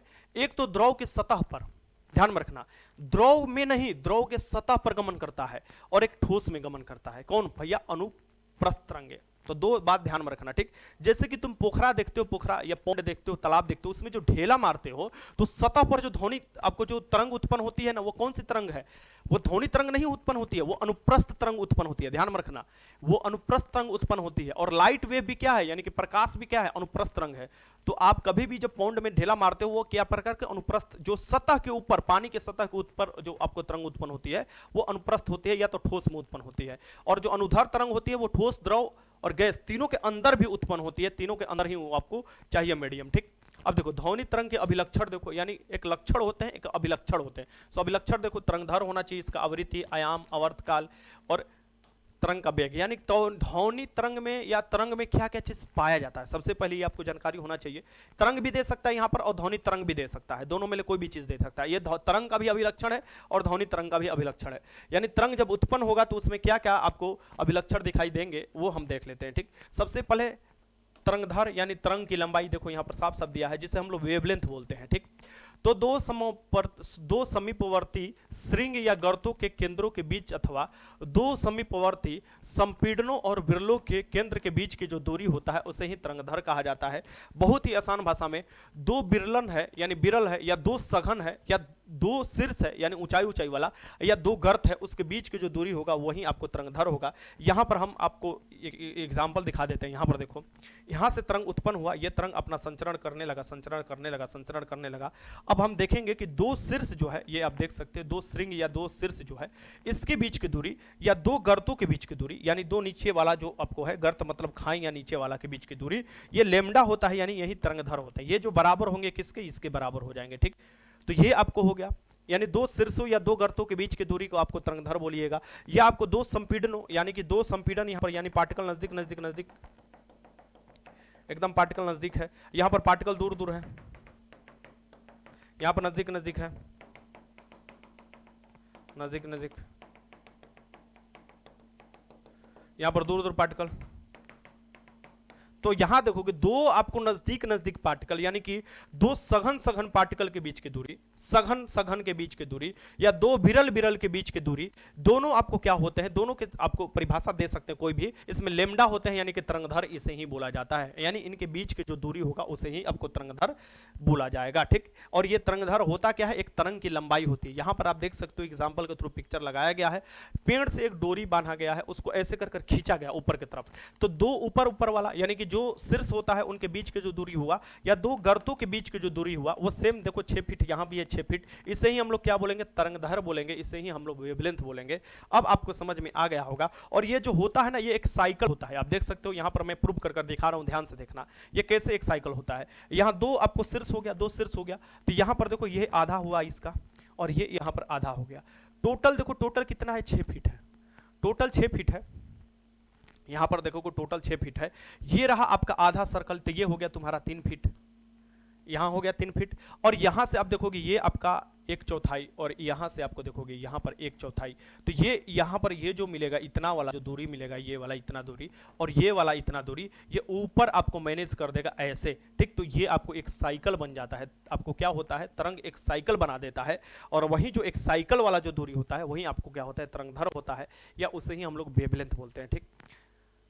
देखिए, एक पूर्ण दोलन में कोई तरंग जितनी दूरी तय करती है उसे ही हम लोग उसका क्या बोलते हैं, तरंगधर। पूर्ण दोलन में एक दोलन जो यहां से वस्तु स्टार्ट हुआ तो दोलित कर यहां पर ही आएगा, तो इसका पूर्ण दोलन हुआ। तो एक दोली आपको जो दोलित करने वाला वस्तु यहां से स्टार्ट हुआ, यहां कर ही दोलन आया, तो ये देखो एक सर्कल बन गया, यानी साइकिल बन गया। तो एक साइकिल में जो आपको दूरी तय किया जाता है तरंग द्वारा, उसे ही उसका तरंगधर बोला जाता है। तरंगधर को ग्राफ अक्षर लेमडा से निरूपित करते हैं। इसका एसआई मात्रक क्या होता है, मीटर होता है। बहुत वीवीआई क्वेश्चन है, इसका एसआई मात्रक क्या होता है, आपको मीटर होता है। दरोगा के एग्जाम में ये क्वेश्चन पूछा हुआ है और लड़के बहुत से गलती लगा दिए थे, ठीक। यानी इसका दूरी है ना, दूरी का एसआई क्या होता है, ये भी एक प्रकार का दूरी है, तो दूरी का एसआई यूनिट क्या होता है, मीटर होता है, तो इसलिए इसका भी एसआई यूनिट क्या होता है, मीटर होता है। अब हम देख लेते हैं, हम लोगों ने तरंगधर देख लिया, हम लोग अब आवृत्ति देखेंगे, फ्रीक्वेंसी देखेंगे। फ्रीक्वेंसी कुछ नहीं होता है, फ्रीक्वेंसी आप देखो कि जो भी मीडियम में कंपन करने वाले कण होते हैं, भैया कंपन करेंगे करेंगे, तो जो भी माध्यम का कण होता है 1 सेकेंड में कितना बार कंपन किया, कितना बार 1 सेकेंड में 10 बार कंपन किया, 20 बार कंपन किया, 30 बार किया, 20,000 किया, 30,000 किया, वही जो कंपन का दर होता है ना, वही तुम्हारा क्या होता है, फ्रीक्वेंसी होता है, यानी कि आवृत्ति होता है। यानी 1 सेकेंड में कण जो है कितना बार कंपन किया, अगर ये कण है मानकर ये चलते हैं, तो ये कितना बार कंपन कर लिया, 1 सेकेंड में कितना तेजी से कंपन कर रहा है, भाई कण है तो बहुत तेजी से करेगा, उसे ही उसका आवृत्ति कहा जाता है। यानी कि जो संख्या निकल कर आता है कंपन वाला, उसका आवृत्ति कहा जाता है। यानी 1 सेकेंड में गुजरने वाले संपीड़नों और विरलों की संख्या को ही हम लोग क्या बोलेंगे, आवृत्ति कहेंगे। यानी कि एक ऐसा समय आप कह सकते हो कि 1 सेकेंड में ऐसा स्थिति जहां पर कितना संपीड़न है तथा कितना विरलन है, यानी कितना नजदीक नजदीक पार्टिकल है, कितना दूर दूर पार्टिकल है, वो जितना बार आएगा वही उसका फ्रीक्वेंसी हो जाएगा। इस बात को ध्यान में रखिएगा, फ्रीक्वेंसी मतलब आवृत्ति हो जाएगा, ठीक। अब देखिए यहां पर, ये देखिए, अब हम देखेंगे एक दोलन यहां पर आपको दिखाई दे रहा है, एक जो दोलन में समय कितना लगता है। तो मैंने क्या बताया था, ध्यान में रखिएगा, मैंने बताया था दो गर्तों, दो शीर्षों के बीच की दूरी को हम लोग बोलते हैं वेवलेंथ। तो यहां पर देखो दो शीर्षों के बीच की दूरी लिखा गया है। तो क्या एक शीर्षों के बीच की दूरी, गर्तों के बीच की ही दूरी से हम लोग वेवलेंथ को डिनोट कर सकते हैं? जी नहीं। ये एक ऑसिलेशन मतलब कि एक दोलन, एक दोलन मतलब यहां से पार्टिकल स्टार्ट हुआ, दोलन करके यहां पर आ गया, इसका एक दोलन हुआ, ठीक। सो एक दोलन यहां से कोई स्टार्ट हुआ, कंपन करते करते करते करते यहां तक जा रहा है। सेम देखो, आधा नीचे हो गया और ये आधा ऊपर हो गया, दोनों को मिलाओगे एक साइकिल पूरा कर ले रहा है। तो एक साइकिल जो होता है, अगर एक साइकिल पूरा कर रहा है तो एक आपको आवृत्ति होगा। वह एक सेकंड में 10 साइकिल पूरा कर रहा है तो 10 आवृत्ति हो जाएगा। वही एक सेकंड में 20 साइकिल पूरा कर रहा है, यानी अब अगर हम लेते हैं कि इस यहां से लेकर तरंगदार यहां पर आने में इसको 1 सेकंड लगा है, तो इसका आवृत्ति बताइए गिनकर, आप गिनकर बता सकते हैं। तो ये देखो, एक बार साइकिल पूरा किया, एक बार, फिर यहां से देखो ये 2 बार किया, फिर यहां से आपको 2.5 बार, यानी कि इसका आवृत्ति क्या हो जाएगा? 2.5 हो जाएगा, 2.5 हो जाएगा भाई। 2.5 बार ये देखो पूरा किया है, यहां से एक बार, यहां से एक बार और यहां पर आधा, और यही यहीं पर जाकर यहां पर ये आ जाता, तो ये देखो 3 बार हो जाता साइकिल, यानी कि इसका फ्रीक्वेंसी कितना हो जाता? 3 हो जाता। यानी 1 सेकंड में इन्होंने 3 बार आपको देखिएगा दोलन किया है, ठीक। यानी फ्रीक्वेंसी क्या कर रहा है? नंबर ऑफ ऑसिलेशन पर सेकंड, पर सेकंड में कितना दोलन कर रहा है वही आवृत्ति होता है। यानी 1 सेकंड में कितना ये दोलन कर जाएगा, कितना हिल जाएगा, वही चीज आपको होता है ये आवृत्ति। चलो आगे देखते हैं। इसे n द्वारा आपको सूचित किया जाता है। आवृत्ति का मात्रक क्या होता है? प्रति सेकंड या हर्ट्ज कहा जा सकता है। प्रति सेकंड इसलिए भैया कि 1 सेकंड में कितना बार दोलन कर रहा है, तो भाई प्रति सेकंड इसका मात्रक हो गया, और इसे ही हर्ट्ज कहा जाता है। हेनरी हर्ट्ज के सम्मान में इसका यूनिट का नाम हर्ट्ज पड़ा है। सो आवृत्ति बराबर क्या हो जाएगा? 1 में आवर्तकाल, यानी n बराबर हम क्या लिख लेंगे? 1 में t। अब आवर्त क्या होता है वो आगे देखोगे तो आप इसमें आपको समझ पाओगे, ठीक। आवृत्ति आवर्तकाल का व्युत्क्रम होता है, यानी आवृत्ति अगर क्या बोल रहा है ध्यान से देखो, आवृत्ति क्या होता है? आवर्तकाल का व्युत्क्रम होता है। यहां पर देख सकते हैं आवृत्ति है तो ये व्युत्क्रम है, यानी कि 1/t हो जाता है n बराबर, ठीक। अब कहोगे कि t हम बढ़ाएंगे तो n क्या होगा? घट जाएगा। अगर n बढ़ाएंगे तो t क्या हो जाएगा बताइए? अगर हम व्युत्क्रम की कोई भी बात करते हैं ना, तो एक बढ़ाएंगे तो दूसरा घटेगा, दूसरा बढ़ाएंगे तो पहले वाला घट जाएगा, यानी ऐसे कर कर ये आपको जो व्युत्क्रम की स्थिति आता है तो ये देखने को मिलता है, ठीक। तो ये क्या कह रहा है? आवृत्ति आवर्तकाल का व्युत्क्रम होता है। आवृत्ति बढ़ेगा तो आवर्तकाल क्या हो जाएगा? घट जाएगा। अब आवर्तकाल क्या होता है सर जी? पहले ये समझा दीजिए, तब हम लोग कनेक्ट कर पाएंगे। चलो आवर्तकाल देख लो। देखो इससे पहले आपको आवृत्ति के जो मात्रक होता है हर्ट्ज होता है, और 1 हर्ट्ज क्या कहलाता है? 1 हर्ट्ज कहलाता है 1 कंपन प्रति सेकेंड। अगर 1 हर्ट्ज हम कहेंगे 1 सेकेंड में 1 कंपन किया तो क्या कहेंगे? 1 हर्ट्ज कहेंगे, ठीक। तो वही बोल रहा है कि 1 हर्ट्ज कहलाता है 1 सेकेंड में 1 कंपन के बराबर होता है। अब हम देख लेते हैं आवर्तकाल। आवर्तकाल देख लीजिएगा, तब आपको आवृत्ति और जो आवर्तकाल में जो आपको संबंध है वो आप आराम से समझ जाइएगा, जिसे हम लोग टाइम पीरियड कहते हैं। सो माध्यम में किसी कण को 1 कंपन या दोलन पूरा करने में जितना समय लगा उस तरंग का आवर्तकाल कहलाता है। 2 क्रमागत संपीड़न और विरलन के एक निश्चित बिंदु से गुजरने में लगे समय को आवर्तकाल कहते हैं। यानी आप कह सकते हैं, यहां पर पिक्चर के थ्रू समझने की कोशिश कीजिए। यहां से देखिए यहां पर कि इसमें टाइम पीरियड क्या होता है। तो एक ऑसिलेशन, यानी कि यहां से देखो ये 2 गर्त हो गया, ये 2 गर्त हो गया, 2 गर्तों के बीच की दूरी क्या हो गया? तरंगधर कह सकते हैं इसे, यानी कि वेवलेंथ कह सकते हैं। यानी एक वेवलेंथ यानी कि तरंग की लंबाई, तरंग की लंबाई को ही तो हम लोग वेवलेंथ पढ़े हैं ना। यानी तरंग जितना लंबाई एक बार में अपना समय ले रहा है उसे ही हम लोग उस समय उसको क्या कर देंगे? उसका टाइम पीरियड कर देंगे। यानी कि तरंग जितना लंबाई तय करने में, अपनी लंबाई तय करने में जितना समय लग रहा है उसे ही हम लोग टाइम पीरियड उसका कहेंगे, मतलब तरंग का। तो यहां पर क्या आपको देखने को मिल रहा है कि एक ऑसिलेशन, ऑसिलेशन मतलब कि यहां से अगर कुछ स्टार्ट होता है, देख लो यहां पर बड़ा सा चित्र बना देते हैं। यहां से कोई वस्तु स्टार्ट किया, घूमते घूमते फिरते फिरते यहीं पर फिर आ गया, तो एक ऑसिलेशन हुआ। एक ऑसिलेशन मतलब एक दोलन हुआ, और एक दोलन में जितना समय लग रहा है वही उसका क्या हो गया? यानी यहां से वस्तु स्टार्ट हुआ, यहां से घूमते घूमते घूमते घूमते यहां पर आ गया, वही उसका क्या हो गया? आवर्तकाल हो गया। बस समझ लो, यानी कि यहां से ये तरंग जो है घूमते घूमते घूमते घूमते घूमते घूमते यहीं पर आ गया, इसका ये आपको क्या हो गया? तरंगधर हो गया। लंबाई अगर पूछे तो यानी पूरा ये जो हो गया लंबाई हो गया इसका, जो कि तरंगधर हो गया। और ये पूरा लंबाई तय करने में जो दूरी लगा उसे ही हम लोग क्या कहेंगे? आवर्तकाल कहेंगे। इस बात को ध्यान में रखिएगा। अब आपके दिमाग में आ रहा था, ठीक है सर जी आवर्तकाल हम समझ लिए, एक दोलन में पूरा करने में जो समय लगता है उसे ही हम लोग उस तरंग का आवर्तकाल कहते हैं। हाँ समझ गए। अब यहां पर 2-3 बात समझने की कोशिश करो। हमने ऊपर पढ़ा है n बराबर 1/t, यानी कि जो व्युत्क्रम होता है, फ्रीक्वेंसी क्या होता है? टाइम पीरियड के व्युत्क्रम होता है। तो टाइम पीरियड हम देख लिए, यानी कि यहां पर देखो ये जो आपको तरंग लंबाई अपना तय कर रहा है, इसमें इतना समय लग रहा है, इतना के समय इस थोड़ा समय को समझने की कोशिश करो, यानी इतना छोटा समय लग रहा है, ठीक।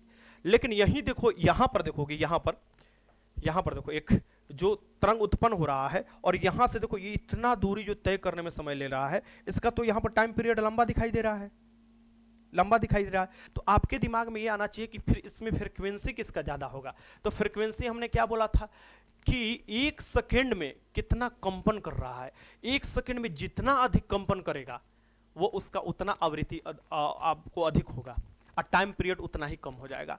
तो कैसे होगा, यहां पर देखो ये वस्तु है, यहां से स्टार्ट हुआ और ये एक सेकंड में समझो इतना कंपन कर रहा है। हाइपोथेटिकली मान लो 1 सेकंड में इतना कंपन कर रहा है, ये यहां तक कंपन किया, ठीक, यहां तक कंपन किया। तो इसका आवृत्ति देख लो, सटा सटा सब चीज है। टाइम पीरियड क्या है, कम ले रहा है, यानी आवृत्ति जैसे ही बढ़ रहा है, यानी कि अगर हम बात करें ऐसे कंपन की दर जैसे ही बढ़ रहे हैं, इसे कंपन की दर जैसे ही बढ़ रहे हैं, उसका आपको टाइम पीरियड भी क्या है, छोटा दिखाई दे रहा है। लेकिन यहां पर देखो कंपन की दर देखो, यहां पर कितना दूर दूर कंपन कर रहा है पार्टिकल, और यहां पर देखो ज्यादा कंपन किया भी नहीं। अगर यहां पर हम एक दोलन गिन ले तो यहां पर 5 6 7 दोलन आ जाएगा, लेकिन यहां पर 2 से 2.5 दोलन आ रहा है, यानी 2 से 2.5 दोलन हो रहा है, यानी कि आवृत्ति कम हो रहा है। आवृत्ति कम हो रहा है तो यहां देखो टाइम पीरियड ज्यादा दिखाई दे रहा है, यानी देखो इसको टाइम कितना ले रहा है जाने में, यानी दोलन की संख्या जहां कम हो रहा है वहां पर टाइम पीरियड ज्यादा हो रहा है, यानी दोलन की संख्या यानी कि आवृत्ति कह सकते हैं उसे, ठीक। तो यहां पर ये इस स्थिति में देखो कि टाइम पीरियड कम लग रहा है क्योंकि इसमें हाई फ्रीक्वेंसी है, हाई फ्रीक्वेंसी है। और जब लो फ्रीक्वेंसी होगा तो तुम्हारा क्या होगा, टाइम पीरियड देखो इतना लंबा आ रहा है, यानी टाइम पीरियड ज्यादा लग रहा है, यानी समय जो आवर्तकाल है यानी वो ज्यादा लग रहा है। जैसे आप देखोगे कोई मतलब कि हार्ट का मरीज होता है, या आपको देखोगे कि ब्रेन वाला जो बीमारी वाला जो ग्राफ दिखाते हैं, तो कभी मरते समय टू टू टू टू टू टू जल्दी जल्दी, यानी उसका आवृत्ति क्या होता है, एकदम जल्दी जल्दी ग्राफ बढ़ने लगता है। ये देखोगे ऐसे ऐसे ऐसे ऐसे अटूई काम खत्म कर देता है, मतलब कि टाइम पीरियड इसका क्या हुआ, या देखो टाइम पीरियड कितना लंबा हुआ, ये इसका काम खत्म, यानी कि दोलन जो होता है वो टू टू फिस। तो उस तरीका से आप देखोगे कि जब नजदीक नजदीक रहेगा, ऐसे ऐसे ऐसे नजदीक नजदीक रहेगा एकदम। यहां पर देखो एक एग्जांपल के थ्रू एकदम सिंपल से तरंग यहां से उत्पन्न हुआ, एकदम नजदीक नजदीक जा रहा है, एकदम नजदीक नजदीक। तो इसमें देखो कितना दोलन कर रहा है, तीव्र गति से दोलन कर रहा है, यानी 1 सेकंड में देखो यहां तक दोलन कर गया, और यहां तक दोलन किया तो इसका आवृत्ति ज्यादा होगा। और यहीं पर आपको नीचे की तरफ आप देखिएगा, ये देखो यहां पर दोलन स्टार्ट हुआ, ऐसे ऐसे दोलन जा रहा है, दोलन कर रहा है। तो यहां पर देख सकते हो ये दोलन क्या होगा, दोलनों की संख्या कम है, और यहां पर टाइम पीरियड क्या हो जा रहा है, ज्यादा लग रहा है, जिसके कारण आप देखोगे कि जहां पर टाइम पीरियड ज्यादा होगा वहां आवृत्ति कम हो जाएगा, जहां पर आवृत्ति ज्यादा होगा वहां पर टाइम पीरियड कम हो जाएगा, क्योंकि ये इन्वर्सली प्रोपोर्शनल होता है। ये क्या होता है, 1 बाई क्या होता है, यहाँ पर टी हो जाता है, ये व्युत्क्रम होता है, फ्रीक्वेंसी जो होता है टाइम पीरियड के व्युत्क्रम होता है। तो आप समझ गए होगे। अब देखते आयाम क्या होता है। हम लोगों ने क्या पढ़ा, हम लोगों ने तरंगधर पढ़ लिया, हम लोगों ने आवृत्ति पढ़ लिया, हम लोगों ने समयकाल पढ़ लिया यानी टाइम पीरियड पढ़ लिया। अब हम लोग लास्ट इसमें देखेंगे आयाम, यानी कि एम्पलीट्यूड देखेंगे। एम्पलीट्यूड क्या होता है, माध्यम का कोई कण अपनी माध्य स्थिति से किसी तरफ अधिक या किसी तरफ आपको मतलब नीचे हो या ऊपर हो, जहां अधिक से अधिक विस्थापन करते हैं उसका वो आयाम कहलाते हैं। एम्पलीट्यूड जिसे कहा जाता है, जो कि आपके आवाज के लिए भी जरूरी है, हम लोगों के लिए जरूरी है, मतलब मेल पर्सन में एम्पलीट्यूड ज्यादा होता है। तो किसी माध्यम के कण उनकी मूल स्थिति के दोनों ओर अधिकतम जो विस्थापन होते हैं वही तरंग का क्या होता है, आयाम होता है। जैसे आप यहां पर देख लो, ये रहा आपका तरंग, ये तुम्हारा तरंग रहा। 1 मिनट थोड़ा इसे और अच्छे तरीके से बना देते हैं।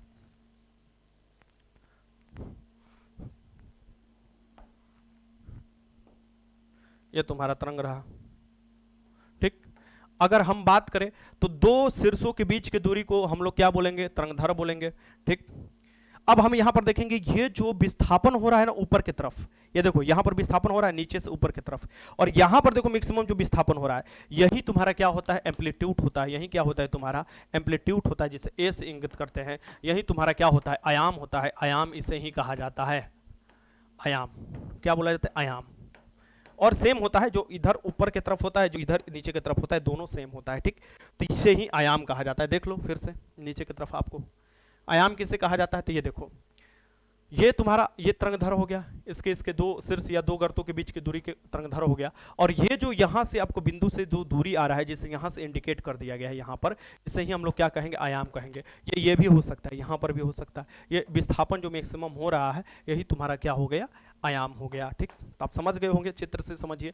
आयाम ए से निरूपित किया जाता है, और इसका भी मात्रक मीटर होता है। पूछो क्यों मीटर होता है भैया, तो ये भी तो एक प्रकार का दूरी है ना, विस्थापन। विस्थापन मतलब displacement, shortest between 2 point is shortest between 2 point is displacement, तो दो बिंदुओं के बीच की जो न्यूनतम दूरी होती है उसे ही हम विस्थापन कहते हैं, ठीक। शॉर्टेस्ट बिटवीन 2 पॉइंट, तो ये देखो कि ये दोनों बिंदु के बीच में जो आपको न्यूनतम दूरी है वही यहाँ पर विस्थापन जो इंगित कर रहा है, और विस्थापन भी क्या होता है, मीटर में इसका मात्रक होता है, तो इससे भी आयाम को भी हम लोग मीटर में मापते हैं। अब देखो कि एक आता है तरंग का वेग। वेग, आप कोई भी चीज जानोगे, वेग का फॉर्मूला क्या होता है, वेग का फॉर्मूला होता है विस्थापन बटा में समय, चाल का फॉर्मूला दूरी बटा में समय, यानी एक समय में कितना दूरी तय किए, यानी एक समय में कितना तुम विस्थापित किए। तो वही चीज है कि तरंग का भी वेग क्या होता है कि एक सेकंड में विक्षोभ यानी तरंग माध्यम में जितना दूरी तय करता है उस तरंग का वेग कहते हैं। यानी अगर हम सेकंड की बात करें या टाइम की बात करें, यानी किसी टाइम में तरंग जो माध्यम में जितना दूरी तय करेगा वो उसी का आपको वेग हो जाएगा। तो एक सेकंड में हम देखेंगे तो एक सेकंड में जितना आपको दूरी तय करेगा तरंग, वही उसका क्या हो जाएगा, तरंग का आपका वेग हो जाएगा। तरंग का एक तरंग द्वारा एक सेकंड में तय की गई दूरी तरंग का वेग कहलाती है। यानी एक सेकंड में इसने कितना दूरी तय किया। अगर हम बोले कि सर जी कंफ्यूजन नहीं होना चाहिए, आवृत्ति किसे कहा जाता है, एक सेकंड में कितना कंपन किया यानी कितना दोलन किया, और एक ये बोल रहा है कि एक सेकंड में ये कितना दूरी तय किया। इस बात को ध्यान में रखिएगा, दोनों में कंफ्यूजन नहीं होना चाहिए। और वेग में क्या होता है, एक आपको रिश्ता दिखाता है, आपको जो देखिएगा वेव में, यानी कि वेग क्या होता है, चली गई दूरी और बटा में लिया गया समय। तो यही आपको समान फॉर्मूला आप लोग पढ़े होंगे। इसी को ही हम जब किसमें करते हैं, जब हम ध्वनि तरंग में या तरंग में इंगित करते हैं, तो तरंग का वेग बराबर क्या होता है, आवृत्ति इनटू तरंगधर, आवृत्ति इनटू तरंगधर, यानी n इनटू लैम्डा। ये जो होता है ये क्या होता है, तरंग का वेग होता है। इस पर संबंधित क्वेश्चन न्यूमेरिकल बनते हैं, ठीक। इसका मात्रक क्या होता है, न्यूटन प्रति सेकेंड होता है भैया, क्योंकि एक सेकंड में कितना दूरी तय किए, सेकंड नीचे आपको समय नीचे हो जाता है, ऊपर तुम्हारा दूरी हो जाता है, तो ये आपको इसका मात्रक जो होता है मीटर प्रति सेकंड होता है। अब ये तो हम लोग अभिलक्षण देख लिए ध्वनि में क्या क्या अभिलक्षण है, जैसे कि मैगी में, मैगी का अभिलक्षण देखेंगे। मैगी में क्या क्या डाला जाता है, मैगी में मैगी मसाला डाला जाता है, पानी डाला जाता है, प्याज डाला जाता है, टमाटर डाला जाता है, जो भी डालना है डाल सकते हो, ठीक। 2 मिनट में मैगी बना सकते हो। लेकिन मैगी का लक्षण क्या है, मैगी के में कैरेक्टरिस्टिक क्या पाया जाता है, मैगी तीखा मीठा जो भी चीज है वो ऐसा लगता होगा। तो ध्वनि के मुख्यतः 3 लक्षण होते हैं। ध्वनि क्या होता है, एक तो प्रबल ध्वनि होता है, ध्वनि एक तार तत्व पाए जाते हैं, और ध्वनि में गुणता पाया जाता है, और ये तीनों को आधार बनाकर क्वेश्चन बनते हैं, ठीक। तो चलो झट इसे भी देख लेते हैं, थोड़ा लंबा वीडियो होगा लेकिन एक ही बार में आपका ध्वनि खत्म हो जाएगा, ठीक। ये देखो प्रबलता यानी लाउडनेस किसे कहते हैं, प्रबलता लाउडनेस, कोई कितना लाउड बोल रहा है, कितना प्रबल बोल रहा है, यानी प्रबलता ध्वनि का विलक्षण है जिसके कारण कोई ध्वनि तेज या मंद सुनाई देती है। क्या होती है, तेज, कोई ध्वनि, कोई देखोगे तेज, यानी हम लोग तेज बोलते हैं, लड़की सब धीरे धीरे बोलती है, सो हम लोग जब तेज बोलते हैं तो हमारा ध्वनि क्या होगा, तेज सुनाई देगा, ठीक। तो वो किसके कारण होता है ये भी देख लेना, तेज या मंद सुनाई देती है। ध्वनि की प्रबलता का स्तर आपको क्या होते हैं, ये जो प्रबलता का स्तर व्यक्त किया जाता है उसे फोन में, यानी कि फोन, मोबाइल वाला फोन नहीं, इसका यूनिट है। ध्वनि की जो प्रबलता होता है, लाउडनेस जो होता है, उसे फोन से व्यक्त किया जाता है। और ध्वनि की प्रबलता आपको किस पर निर्भर करती है, आयाम पर निर्भर करती है। आयाम पर कैसे निर्भर करती है सर जी, ये भी बता लीजिए। चलिए आगे की तरफ देख रहे हैं, आपको चित्र दिया होगा तो समझाएंगे। हाँ चलो यहाँ पर देख लो, यहाँ चित्र है, नीचे की तरफ ही चित्र है, ये देख लो। अब कहोगे सर जी ये जो आपको ध्वनि है तेज या मंद सुनाई देती है, ये तो बता दे, ये प्रबलता है यानी लाउडनेस है, ये डिपेंड किस पर करती है, ये डिपेंड करती है आपको आयाम पर। आयाम क्या होते हैं, तो आयाम अभी मैंने आप लोगों को बताया है कि ये मान लो ये तरंग है, ये तरंग चल रहा है, इसकी जो विस्थापन हो रहा है नीचे और ऊपर की तरफ, मैक्सिमम देखोगे ऊपर की तरफ हुआ या नीचे की तरफ, ये आयाम है, यानी आयाम इसे कहते हैं, जिसे ए से एम आपको डिनोट किया जाता है।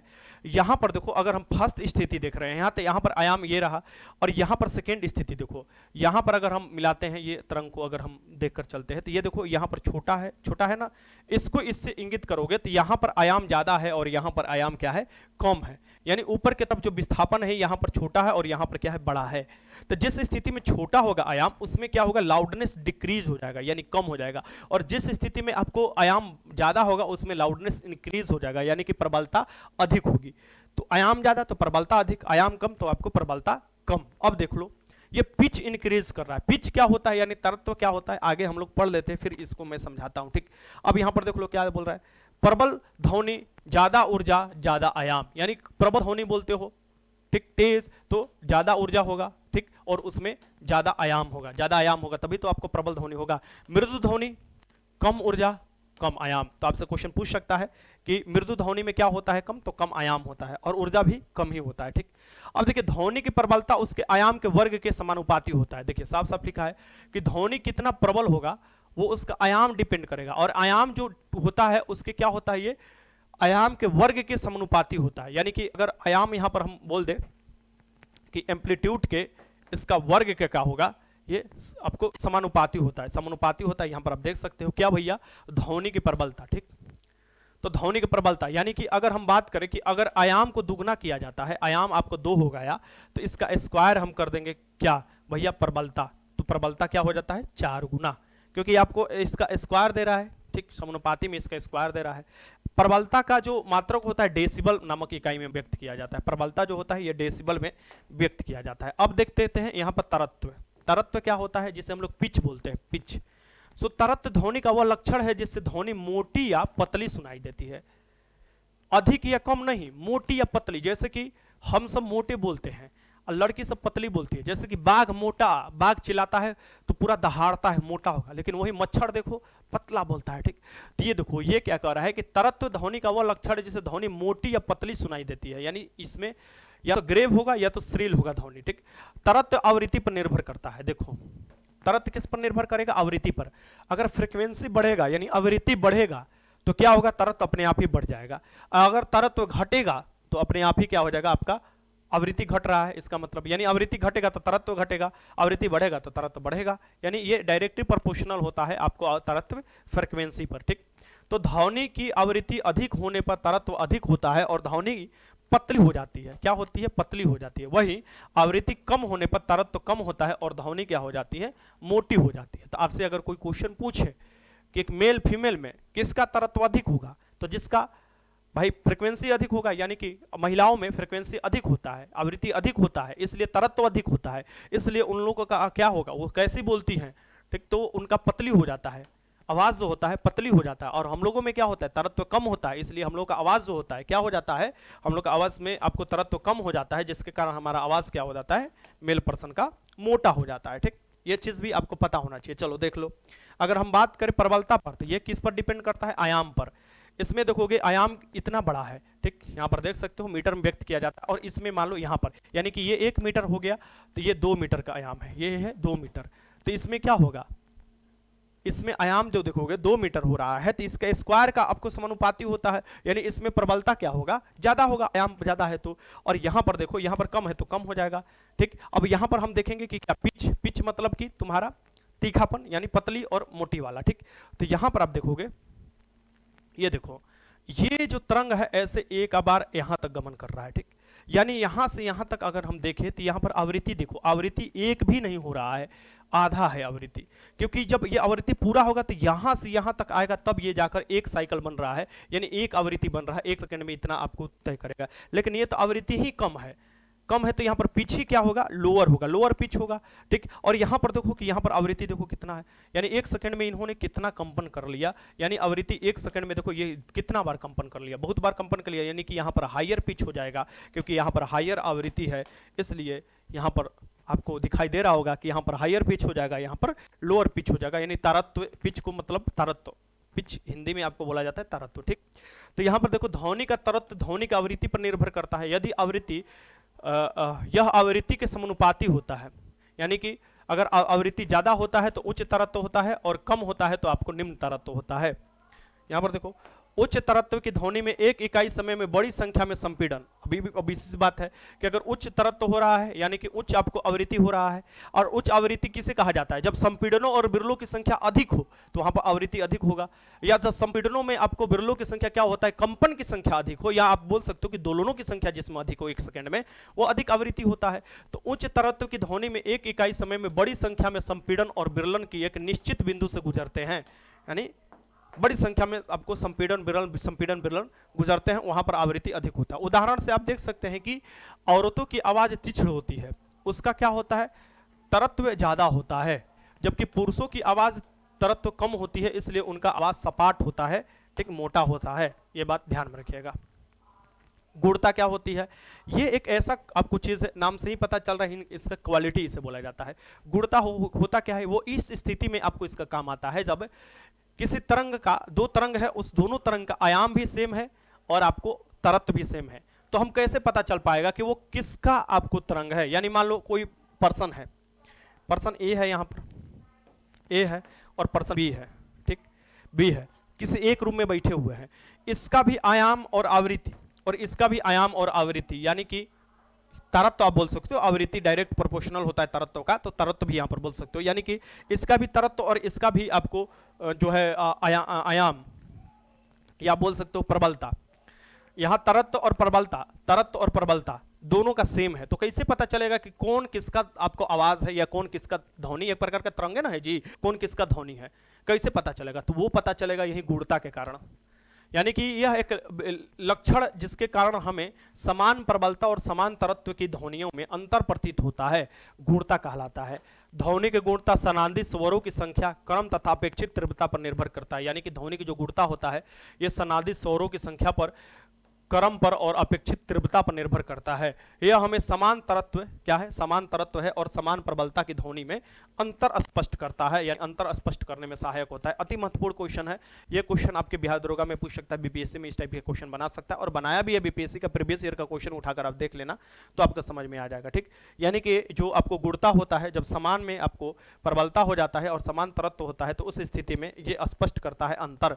अब ध्वनि की तीव्रता देख लेते हैं, एक आपको लास्ट ये देखिए, ध्वनि की तीव्रता किसे कहा जाता है, ये ध्यान में, प्रबलता अलग होता है, ध्वनि का तीव्रता अलग होता है, ध्यान में रखिएगा।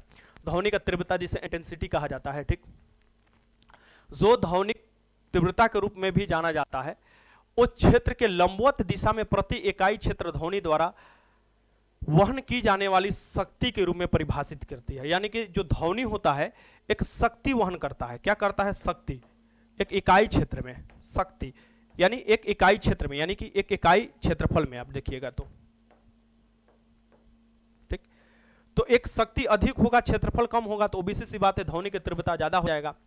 अगर दो क्षेत्र है, यानी कि मान लीजिए एक यहां पर क्षेत्र है ऐसा और एक यहां पर क्षेत्र है ऐसा, दोनों का एरिया समान है लेकिन दोनों पर अलग अलग शक्ति लग रहा है, यहां पर मैक्सिमम शक्ति लग रहा है, यहां पर कम लग रहा है, ठीक, तो ओबीसी सी बात है, यहां पर क्या होगा, यहां पर प्रबलता तो आपका यहां पर तीव्रता अधिक हो जाएगा ध्वनि का, ठीक, और यहां पर कम हो जाएगा। इस स्थिति में देखिएगा जहां पर क्षेत्रफल कम होते हैं, जहां पर क्षेत्रफल कम होते हैं और शक्ति भी ज्यादा लगता है, वहां भी आपको तीव्रता अधिक देखने को मिलता है, और जहां पर क्षेत्रफल ज्यादा है और शक्ति कम लगा, वहां पर कम होगा। तो इस स्थिति में यह क्या होता है इसका, कि आपको देखिएगा वाट जो होता है शक्ति का मात्रक होता है और मीटर स्क्वायर तुम्हारा क्षेत्रफल का मात्रक, यानी कि ध्वनि तरंग द्वारा एक इकाई क्षेत्र में कितना आपको शक्ति, यानी कि पावर कितना भैया, इकाई क्षेत्र यानी एरिया में वहन करता है, यानी कि पावर का आपको यूनिट हो जाएगा वाट और आपको एरिया का यूनिट हो जाएगा मीटर स्क्वायर। तो यहां पर आप कह सकते हैं कि वाट प्रति मीटर स्क्वायर इसका यूनिट होता है, जिसे हम लोग क्या बोलते हैं, जिसे हम लोग ध्वनि की तीव्रता को, एक तो यूनिट ये होता ही है, और इस तरीके के यूनिट को हम लोग क्या लिखते हैं, बेल लिखते हैं, क्या लिखते हैं, बेल लिखते हैं। बेल एक बड़ा यूनिट हो जाता है, इसलिए हम व्यवहार में छोटा यूनिट का इस्तेमाल करते हैं जिसका नाम है डेसिबल, और जो डेसिबल होता है 1/10 होता है बेल का, यानी कि आप कह सकते हो एक बेल बराबर क्या होता है, 10 डेसिबल होता है, 10 डेसिबल होता है, ठीक, एक बेल बराबर 10 डेसिबल होता है, यानी कि जो डेसिबल होता है 10वां भाग होता है बेल का, ये छोटा यूनिट होता है डेसिबल, इसलिए हम इसका प्रयोग करते हैं। आगे देखते हैं, यहां देख लो कि ये ज्यादा क्षेत्र लगा रहा है, ज्यादा क्षेत्र लगा रहा है, ज्यादा शक्ति लगा रहा है, और यहाँ पर कम क्षेत्र है, देख लो कम शक्ति लगा रहा है, तो इसका कम हो जाएगा। तो उस स्थिति में देख लो कि उतना ही चीज लाने के लिए, ये देख लो इतना ही दूरी तय करने के लिए तरंग का, इतना ही दूरी तय करने के लिए इसको भी इतना ही दूरी पर आ रहा है, यहाँ पर देख सकते हो दूरी सेम है।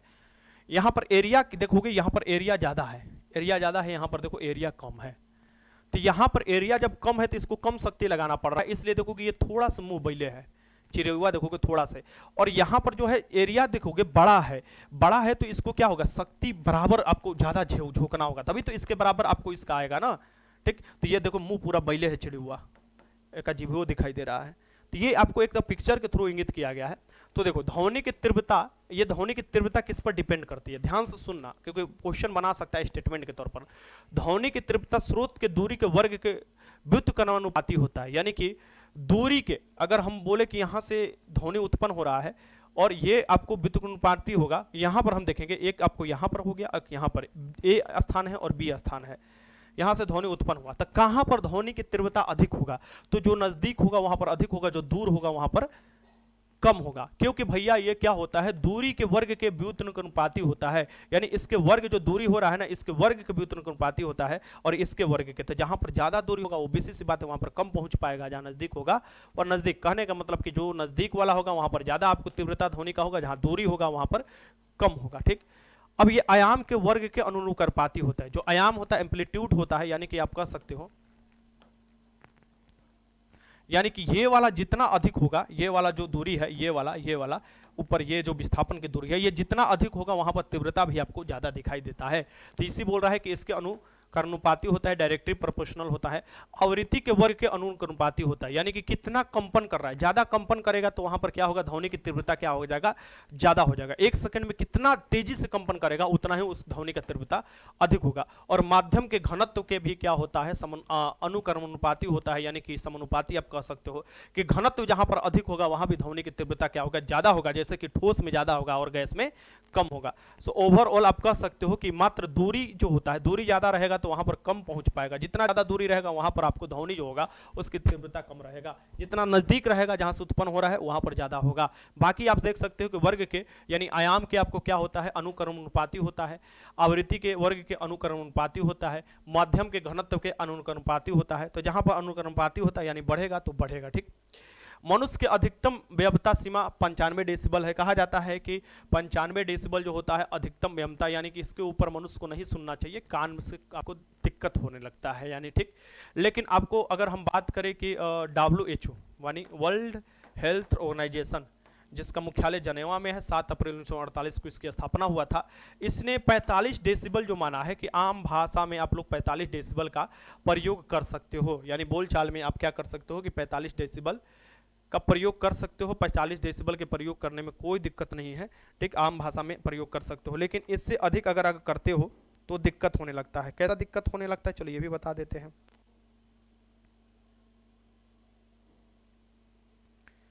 क्या दिक्कत है, मतलब 45 डेसिबल अगर होता है तो ठीक है, और अगर आपको पूछे कि वर्ल्ड हेल्थ ऑर्गेनाइजेशन सर खतरनाक कम माना है, तो अगर आप 75 डेसिबल से ऊपर का प्रयोग करने लग रहे हो तो तुम्हारे कान के लिए खतरा है। और अगर तुम 130 डेसिबल से ऊपर सुनने लग रहे हो, यानी 130 डेसिबल की आपको 140 डेसिबल की ध्वनि आपको सुनाई दे रहा है, यानी कुछ ही समय में तुम पागल होने वाले हो। यानी कि इतना डेसिबल का आपको ध्वनि, देखो तुम लोग डीजे बजता है, कहोगे सर जी डीजे का तो बहुत ही ज्यादा 100 से ऊपर डेसिबल होता है, लेकिन तुम 2 दिन डीजे के पास बैठ कर देख लो तो तीसरा दिन तुम्हारा एकदम कांके भर्ती हो जाओगे, एकदम पक्का है कि तुम मात्र 1 से 2 घंटा ही डीजे के पास उस आवाज में बैठ सकते हो, बाकी तुम्हारा हर एक ऑर्गन काम करना बंद कर देगा, तुम्हारा निष्क्रिय होने लगेगा, पागलपंती तुम में छा जाएगा। ठीक, तो ये भी ध्यान में रखना कि आपको 130 डेसिबल से ऊपर अगर लगातार कोई आदमी सुन रहा है तो उसको पागलपंती पकड़ सकता है। अब स्पीड ऑफ साउंड देख लेते हैं। स्पीड ऑफ साउंड यानी कि ध्वनि का चाल देख सकते हैं। तो विभिन्न माध्यम में ध्वनि की चाल भी क्या होती है, भिन्न भिन्न होती है। किसी माध्यम में ध्वनि की चाल मुख्यतः माध्यम की प्रत्यस्थता या घनत्व पर डिपेंड करता है, कि प्रत्यस्थता अधिक होगा, घनत्व अधिक होगा तो वहां पर चाल भी अधिक होगा, और कम होगा तो वो कम हो जाता है। ध्वनि की चाल सबसे अधिक ठोस में होता है, यहाँ पर देखो ठोस में होता है, उसके बाद द्रव में होता है और उसके बाद गैस में होता है। ये सभी लोग जानते हो कि ध्वनि की चाल क्या होता है, सबसे अधिक आपको ठोस में, उसके बाद द्रव में, फिर उसके बाद गैस में। अब यहाँ पर देख सकते हैं कि ध्वनि की चाल जो होता है गैस में ये 332 मीटर प्रति सेकेंड होता है। जल में जो ध्वनि की चाल होता है 1483 मीटर प्रति सेकेंड होता है, और ध्वनि की चाल लोहे में पूछे तो आपको 5130 मीटर प्रति सेकेंड। और इससे भी इंपॉर्टेंट चीज मैं आपको बता देता हूं जो कि आपके एग्जाम में पूछा है और पूछने की पूरी संभावना रहता है कि सबसे अधिक कहां पर आपको ध्वनि गमन करती है। यानी आपसे अगर क्वेश्चन पूछे कि सबसे अधिक जो ध्वनि गमन करती है ये एल्युमिनियम में 6420 मीटर प्रति सेकेंड सबसे अधिक जो ध्वनि गमन करती है। आपको ऑप्शन के अकॉर्डिंग देखिएगा तो एग्जाम में पूछा हुआ है एल्युमिनियम में 6420 मीटर प्रति सेकेंड, लोहा में आपको 5130 मीटर प्रति सेकेंड, गैस में अगर पूछे तो 332 मीटर, यानी कि ध्वनि की चाल जो वायु में हो जाएगा 332 मीटर प्रति सेकेंड होगा, और ध्वनि की चाल 483 मीटर प्रति सेकेंड जो हो जाएगा ये तो हमारा तरल में हो जाएगा, यानी जल में हो जाएगा। ठीक, जब ध्वनि एक माध्यम से दूसरे माध्यम में जाती है तो ध्वनि की चाल और तरंग दैर्घ्य बदल जाती है। क्या क्या बदलती है, अति महत्वपूर्ण क्वेश्चन। जब मीडियम बदलती है एक मीडियम से दूसरे, यानी कि आप कह सकते हो कि वायु से जब पानी में जाता है ध्वनि, तो उसमें क्या क्या बदल जाता है, तरंगधर बदल जाता है और आपको उसका चाल बदल जाता है, लेकिन आवृत्ति नहीं बदलता।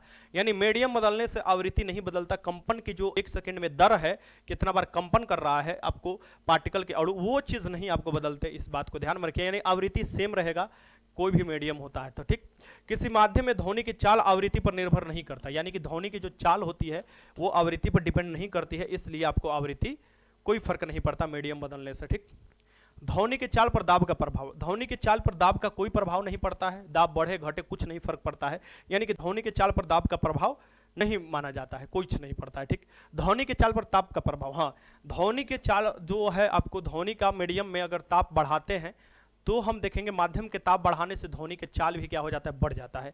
अब देखोगे कि माध्यम में ताप बढ़ाने से उसके ध्वनि की चाल बढ़ जाती है। जैसे अगर हम वायु ले लें, इसमें 1 डिग्री सेल्सियस ताप बढ़ा देते हैं तो ध्वनि की चाल जो बढ़ जाती है 0.61 मीटर प्रति सेकेंड बढ़ जाती है। ठीक, यानी इंक्रीज हो जाती है, ये ध्वनि की जो चाल है ये बढ़ जाती है। ठीक, अगर 1 डिग्री सेल्सियस हम आप बढ़ाते हैं तो 1 डिग्री सेल्सियस, यानी टेम्परेचर बढ़ाने से क्या होता है, ध्वनि की चाल बढ़ता है। फिर हम देखेंगे ध्वनि की चाल ह्यूमिडिटी, यानी कि आर्द्रता, आर्द्रता जिसे हम लोग बोलते हैं, यानी कि पानी कितना मौजूद है वायुमंडल में, यानी कि पानी के ड्रॉपलेट कितना मौजूद है, कितना आर्द्र आपको है स्थिति वहां पर।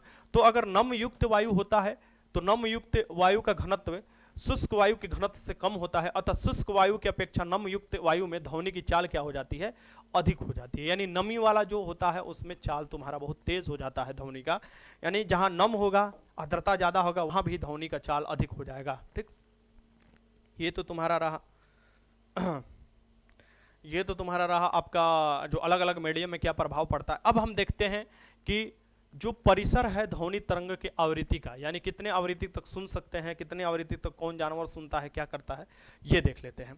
सो ध्वनि तरंग की आवृत्ति परिसर देख लेते हैं। ठीक, कितना कितना तक, तो मनुष्य में सव्रता की जो परिसर है 20 हर्ट्ज से लेकर 20,000 हर्ट्ज तक होता है। 5 वर्ष से कम आयु के बच्चे तथा कुत्ते 25 किलो हर्ट्ज तक की ध्वनि सुन सकते हैं, यानी कि 25,000 हर्ट्ज तक की ध्वनि सुन सकते हैं। कौन भैया, बचवा हो सकता है या कुत्ता हो सकता है, इसलिए कहा जाता है कि बच्चों सबको भूत भी दिखाई देता है। इस स्थिति में आप देखिएगा कि ये बार बार बोला जाता है। ठीक, हेलो,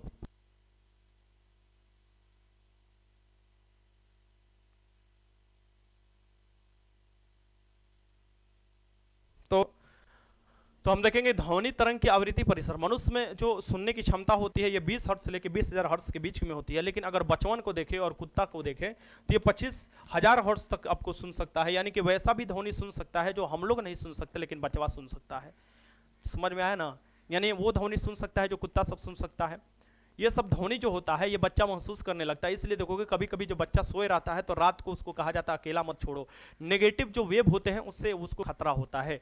इसलिए कभी कभी देखोगे बच्चा बिना देखे कहीं देखोगे अकेले वैसे पड़ा है और किसी को देखकर हंस रहा है, चाहे किसी को खेल रहा है, यानी कि उसको कोई ना कोई ध्वनि सुनाई दे रहा है जो हम लोगों को नहीं सुनाई दे रहा है, उसको कुछ ध्वनि सुनाई दे रहा है जो हम लोगों को सुनाई नहीं दे रहा है। हो सकता है कि उसको कोई चीज जो ध्वनि उत्पन्न करता है जो हम लोग नहीं सुन सकते, वो उसको ध्वनि उत्पन्न कर कर दूर से खिला रहा होगा, कार्य नुनुआ का चल बा, तो वो भी खुश हो रहा होगा, पैर मार रहा होगा, और वहीं जब डांटता है तो वो रोने भी लगता है। अचानक देखो कि बच्चा कुछ भी नहीं देखा और अचानक रोने लगा, तो वो क्या होता है कि इनको 25 हर्ट्ज तक आपको जो ध्वनि होता है बचवन को सुनाई देने लगता है। ठीक, छुटका छुटका एकदम बचवन के।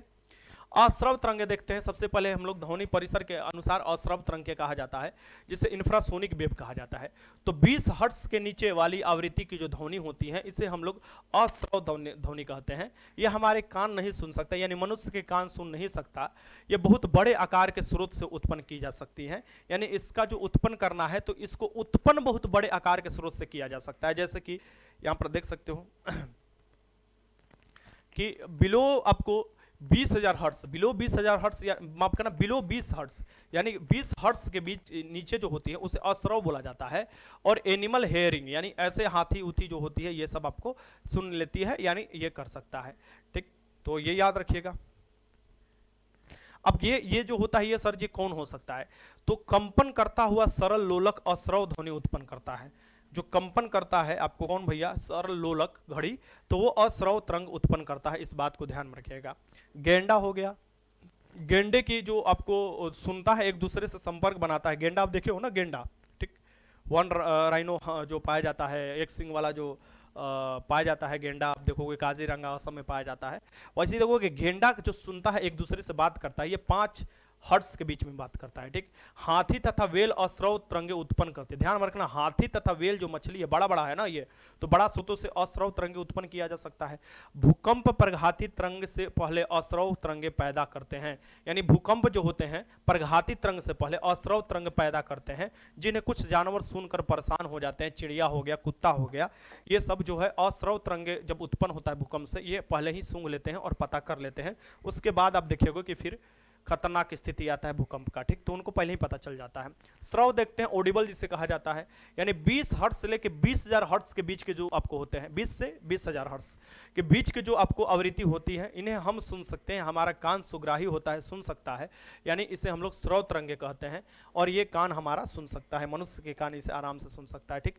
तो यहाँ पर आप देख सकते हैं कि 20 हर्ट्ज से लेकर 20,000 हर्ट्ज के बीच के जो है ये हम लोग सुन सकते हैं, ठीक, जिसे श्रव कहा जाता है। पाराश्रव कहा जाता है, जिसे हम लोग बोलते हैं अल्ट्रासोनिक वेव, खतरनाक अल्ट्रासोनिक वेव। तो 20,000 यानी 20,000 को आप लिख सकते हो, ऐसे भी 20,000 लिख सकते हो, 20,000 हर्ट्ज के ऊपर की आपको जो हो सकता है, ठीक। या आपको 1000 को के से लिखा जाता है, के मतलब 1000 होता है, यानी 1000 होता है, ठीक।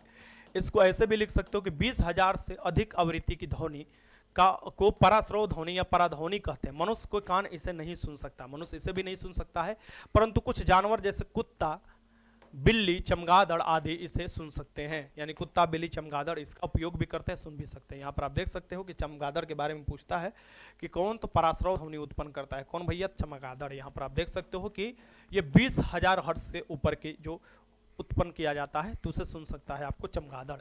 जैसे कि ये कुत्ता, डॉल्फिन, चमगादड़, परपाई जिसे शिशुमार कहा जाता है, चूहे पराध्वनि सुन सकते हैं, ठीक। कुत्ते और चूहे पराध्वनि उत्पन्न भी करते हैं, कुत्ता हुआ, चूहा हुआ, ये पराध्वनि उत्पन्न भी करते हैं। इन तरंग की आवृत्ति अधिक होती है, क्योंकि देखो आवृत्ति होता क्या है, मैंने बताया 1 सेकेंड में कितना वस्तु कंपन कर रहा है, दोलन कर रहा है, ठीक। तो अगर हम बात करें कि जिसका ज्यादा आवृत्ति हो रहा है, ज्यादा दोलन कर रहा है, यानी कि हम अगर बात करें कि सर हम 1 सेकेंड में इस हाथ को 1 सेकेंड में हम ऐसे ऐसे कर 100 बार हिला सकते हैं 1 सेकेंड में, मतलब ये तो मुमकिन नहीं है, मान लो एक हाइपोथेटिकली मान लो कि 100 बार हिला सकते हैं, और आप कहोगे सर जी हम 2 बार हिला सकते हैं कि 1 सेकेंड खत्म हो गया, यानी कि हम में ज्यादा एनर्जी है, ज्यादा शक्ति है, तभी तो हम ज्यादा इसे कंपन कर पा रहे हैं कम समय में, यानी हमारी आवृत्ति ज्यादा है, हमारी शक्ति ज्यादा है। यानी जहां ज्यादा आवृत्ति होगा, जहां ज्यादा कंपन करने की क्षमता होगा 1 सेकेंड में, वहां पर ज्यादा आपको ऊर्जा होगा, ज्यादा ऊर्जा उत्पन्न होता होगा। तो यहां पर देखोगे इन तरंगों की आवृत्ति बहुत ऊंची होने के कारण इनमें बहुत अधिक ऊर्जा होती है। क्या होती है? बहुत अधिक ऊर्जा होती है। साथ ही इनका तरंगधर छोटा होता है, क्योंकि आवृत्ति डायरेक्ट, आपको आवृत्ति ज्यादा होगा तो तरंगधर कम होगा, अब तरंगधर ज्यादा होगा तो आवृत्ति छोटा हो जाता है, ठीक। यानी साथ ही इनका तरंगधर छोटी होने के कारण इन्हें एक पतले किरण पुंज के रूप में दूर तक भेजा जा सकता है। इसका एग्जाम्पल यहाँ पर देखो मैं समझा रहा हूँ। देखो अगर हम बात करें कि इसका क्या बोल रहा है, इसका तरंगधर छोटी है, तो तरंगधर छोटी है यानी कि ऐसे ऐसे इसका इतना छोटा तरंगधर है।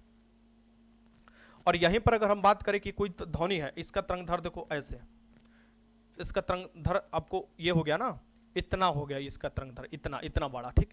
और इसका देखो इतना बड़ा हो गया, तो ये छोटा हुआ ना तरंगधर, तो इसको पतला पुंज के रूप में कहीं दूर तक भेजा जा सकता है। इसमें अधिक एनर्जी उत्पन्न हुआ है, और देखो ये कितना बार कंपन कर लिया 1 सेकंड में, और देखो ये कितना बार कंपन किया, यानी कि कम किया है। तो इसमें आवृत्ति ज्यादा है और इसमें ऊर्जा ज्यादा है, और ये पतले पुंज के रूप में कहीं दूर तक इसको भेजा जा सकता है। अब कहोगे सर जी पतले पुंज के रूप में यानी कि पतले किरण के रूप में बहुत दूर तक भेजा जा सकता है, तो इसका उपयोग भी किया जाता होगा अलग अलग क्षेत्र में। हाँ, किया जाता है। देखो जैसे कि संकेत भेजने में, अगर आपको कोई संकेत भेजना है दूर तक तो इसका किया जाता था। समुद्र की गहराई मापने में भी किया जाता है इसका, ठीक। कीमती कपड़ों, जैसे कीमती कपड़ा पर कुछ गिर गया तुम्हारा, तो उसको साफ करने में जाकर अंदर तक साफ कर देता है। वायुयान और घड़ी के पुर्जी जो होता है, छोटे छोटे जो पुर्जा होता है घड़ी का या वायुयान का, उसे भी साफ करता है। कल कारखाने की चिमनी के अंदर जो लगा रहता है, कल कारखाने के धुआं लग जाता है, वो देखो कालिख लग जाता है, तो अंदर कैसे लोग चलेगा, तो इसी का प्रयोग कर वो आपको गिरा दिया जाता है, ठीक। यानी कि जो कालिख लगा रहता है चिमनी के अंदर। दूध के अंदर अगर हानिकारक जीवाणु है, इसे भी मारने के लिए इसका इस्तेमाल किया जाता है। गठिया रोग के उपचार और मस्तिष्क के ट्यूमर को पता लगाने के लिए किया जाता है। भ्रूण की जांच करने के लिए जो अल्ट्रासाउंड वाला जो होता है आप जानते हो, उसके लिए किया जाता है। गुर्दा बनने वाला पत्थरी की जांच करने के लिए और पत्थरी को तोड़ने के लिए कैल्शियम ऑक्सिलेट द्वारा जो पत्थरी बन जाता है गुर्दा पर, उसको तोड़ने के लिए, जांच करने के लिए भी इस साउंड का प्रयोग करते हैं, यानी कि ध्वनि के पराश्रव जो ध्वनि है इसका प्रयोग करते हैं। ठीक, तो ये चीज आपका रहा। अब ध्वनि के परिवर्तन देख लेते हैं। जैसे कि अलग अलग आप जानते हैं कि जो प्रकाश का परिवर्तन होता है, जस्ट लाइक ध्वनि का भी वैसा ही गुण होता है, तो ध्वनि का भी परिवर्तन होता है। थोड़ा वीडियो लंबा हो रहा है, लेकिन आपको कुछ ज्यादा सोचने की जरूरत नहीं है, एक ही वीडियो में सारा चीज खत्म हो जाएगा। ठीक, तो ये देखो ध्वनि के परिवर्तन देखते हैं। रिफ्लेक्शन ऑफ साउंड, जैसे प्रकाश किसी भी परावर्तक सतह पर पड़ता है तो उसके बाद वो रिफ्लेक्ट हो जाता है, यानी कि अगर वो ऐसे सीधे जाता है तो सीधे ही रिफ्लेक्ट हो जाएगा प्रकाश। ठीक, तो वैसे ही ध्वनि जो होता है वो भी आपको किसी जो परावर्तक सतह से टकराता है तो वो वापस लौट जाता है। यानी कि जब ध्वनि किसी परावर्तक सतह से टकराने के बाद उसी माध्यम में वापस आ जाता है, ऐसी घटना को ही हम लोग परावर्तन कहते हैं। ध्वनि भी परावर्तन के समय प्रकाश के परिवर्तन के नियमों का पालन करता है। यानी कि प्रकाश के नियम क्या कहता है, जस्ट लाइक वैसे ध्वनि के नियम भी कहता है। यानी कि अगर हम यहाँ पर देख लेते हैं, कहता है कि अगर कोई परावर्तक सतह है तो ध्वनि आता है, उससे परिवर्तित होकर जो ध्वनि जाता है और उसके बीच के जो अभिलंब है, ये तीनों एक ही तल में होते हैं। यानी कि आपतित ध्वनि, परिवर्तित ध्वनि और अभिलंब एक ही तल में है। यहाँ पर देख सकते हो आपतित ध्वनि का कोण और परिवर्तित ध्वनि का कोण दोनों बराबर होता है। यही आपको प्रकाश का भी नियम करता है आपतन के, और ध्वनि के भी आपतन के नियम सेम। ये यानी कि ध्वनि के परिवर्तन के नियम और प्रकाश के परिवर्तन के नियम सेम, ये दोनों चीज होता है। तो ये आपको अभिलक्षण ध्वनि में भी परिवर्तन वाला पाया जाता है। जैसे यहाँ पर आप देख सकते हो कि यहाँ से ध्वनि उत्पन्न हुआ, ऐसे गया, ठीक, और फिर ध्वनि परिवर्तित होकर कान तक तुम्हारा सुनाई दिया, और ये तुम्हारा अभिलंब हुआ, तो ये कहीं तल में है। ठीक, यहाँ पर आपको दिखाई दे रहा है। चलो आगे देखते हैं। ध्वनि का बहुलित परिवर्तन, यानी कि ध्वनि के बहुत परिवर्तन कर कर, यानी ध्वनि का बहुत परिवर्तन कर कर, परिवर्तन माने परावर्तन आप कहते हैं। सो जो रिफ्लेक्ट माफ करना, पानी पी लेते हैं। अगर ध्वनि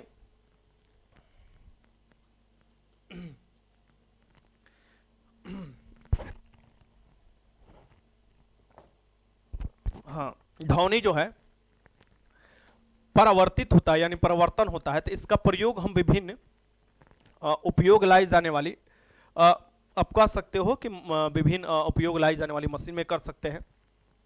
जैसे कि स्टेथोस्कोप।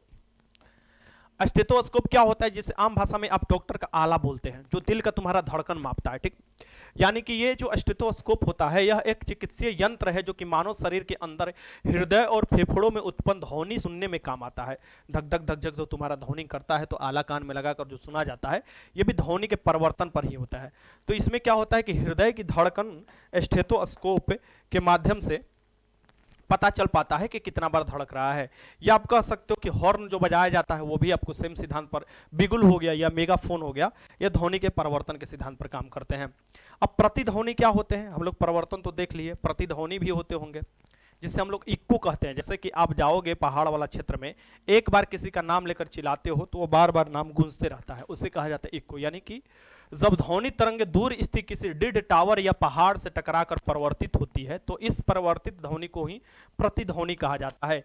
एक बार चिल्लाओगे वही जो आपको लौटेगी, फिर वही आप नहीं बोलोगे, एक बार आप बोल दिए तो वो किसी पहाड़ से टकराई और फिर वही लौटी, जो ध्वनि लौट रही है फिर वही किसी और पहाड़ से टकरा गई, यानी टकराते रहती है और इस तरीके से आवाज आते रहता है बराबर, उसे ही हम लोग इक्को कहते हैं। ठीक, सो प्रतिध्वनि सुनने के लिए श्रोता और प्रवर्तक सतह के बीच न्यूनतम कितना दूरी होनी चाहिए, 17 यानी कि 16.6 मीटर होनी चाहिए, 16.6 मीटर होना चाहिए। यानी कि आप कह सकते हो कि लगभग 17 मीटर, क्योंकि आप जानते हो कि ध्वनि के चाल जो होता है आपको वायु में, ये होता है 332 मीटर प्रति सेकंड।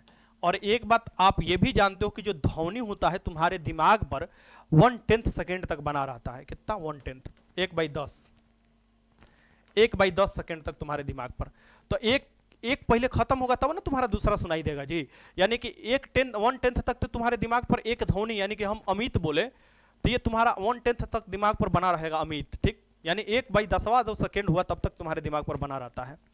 अब ये जो इक्को होता है ये बार बार कैसे सुनाई देता है, देखो तो ये 332 मीटर तो हो गया ये तुम्हारा, यानी कि जो ध्वनि की चाल होता है। अब ये ध्वनि की चाल किसी से जो टकराएगा और लौट कर आएगा तो वो तुम्हारे 1/10 तक दिमाग पर बना रहेगा। यानी कि देखो इसका 1/10 करोगे 332 का, तो ये आ जाएगा लगभग 33.2, यानी कि यहां पर आप 34 लिख सकते हो, 34 मीटर लिख सकते हो ना। अगर 1/10 से आपको डिवाइड करते हो तो ये आपको लगभग 34 मीटर आ जाएगा।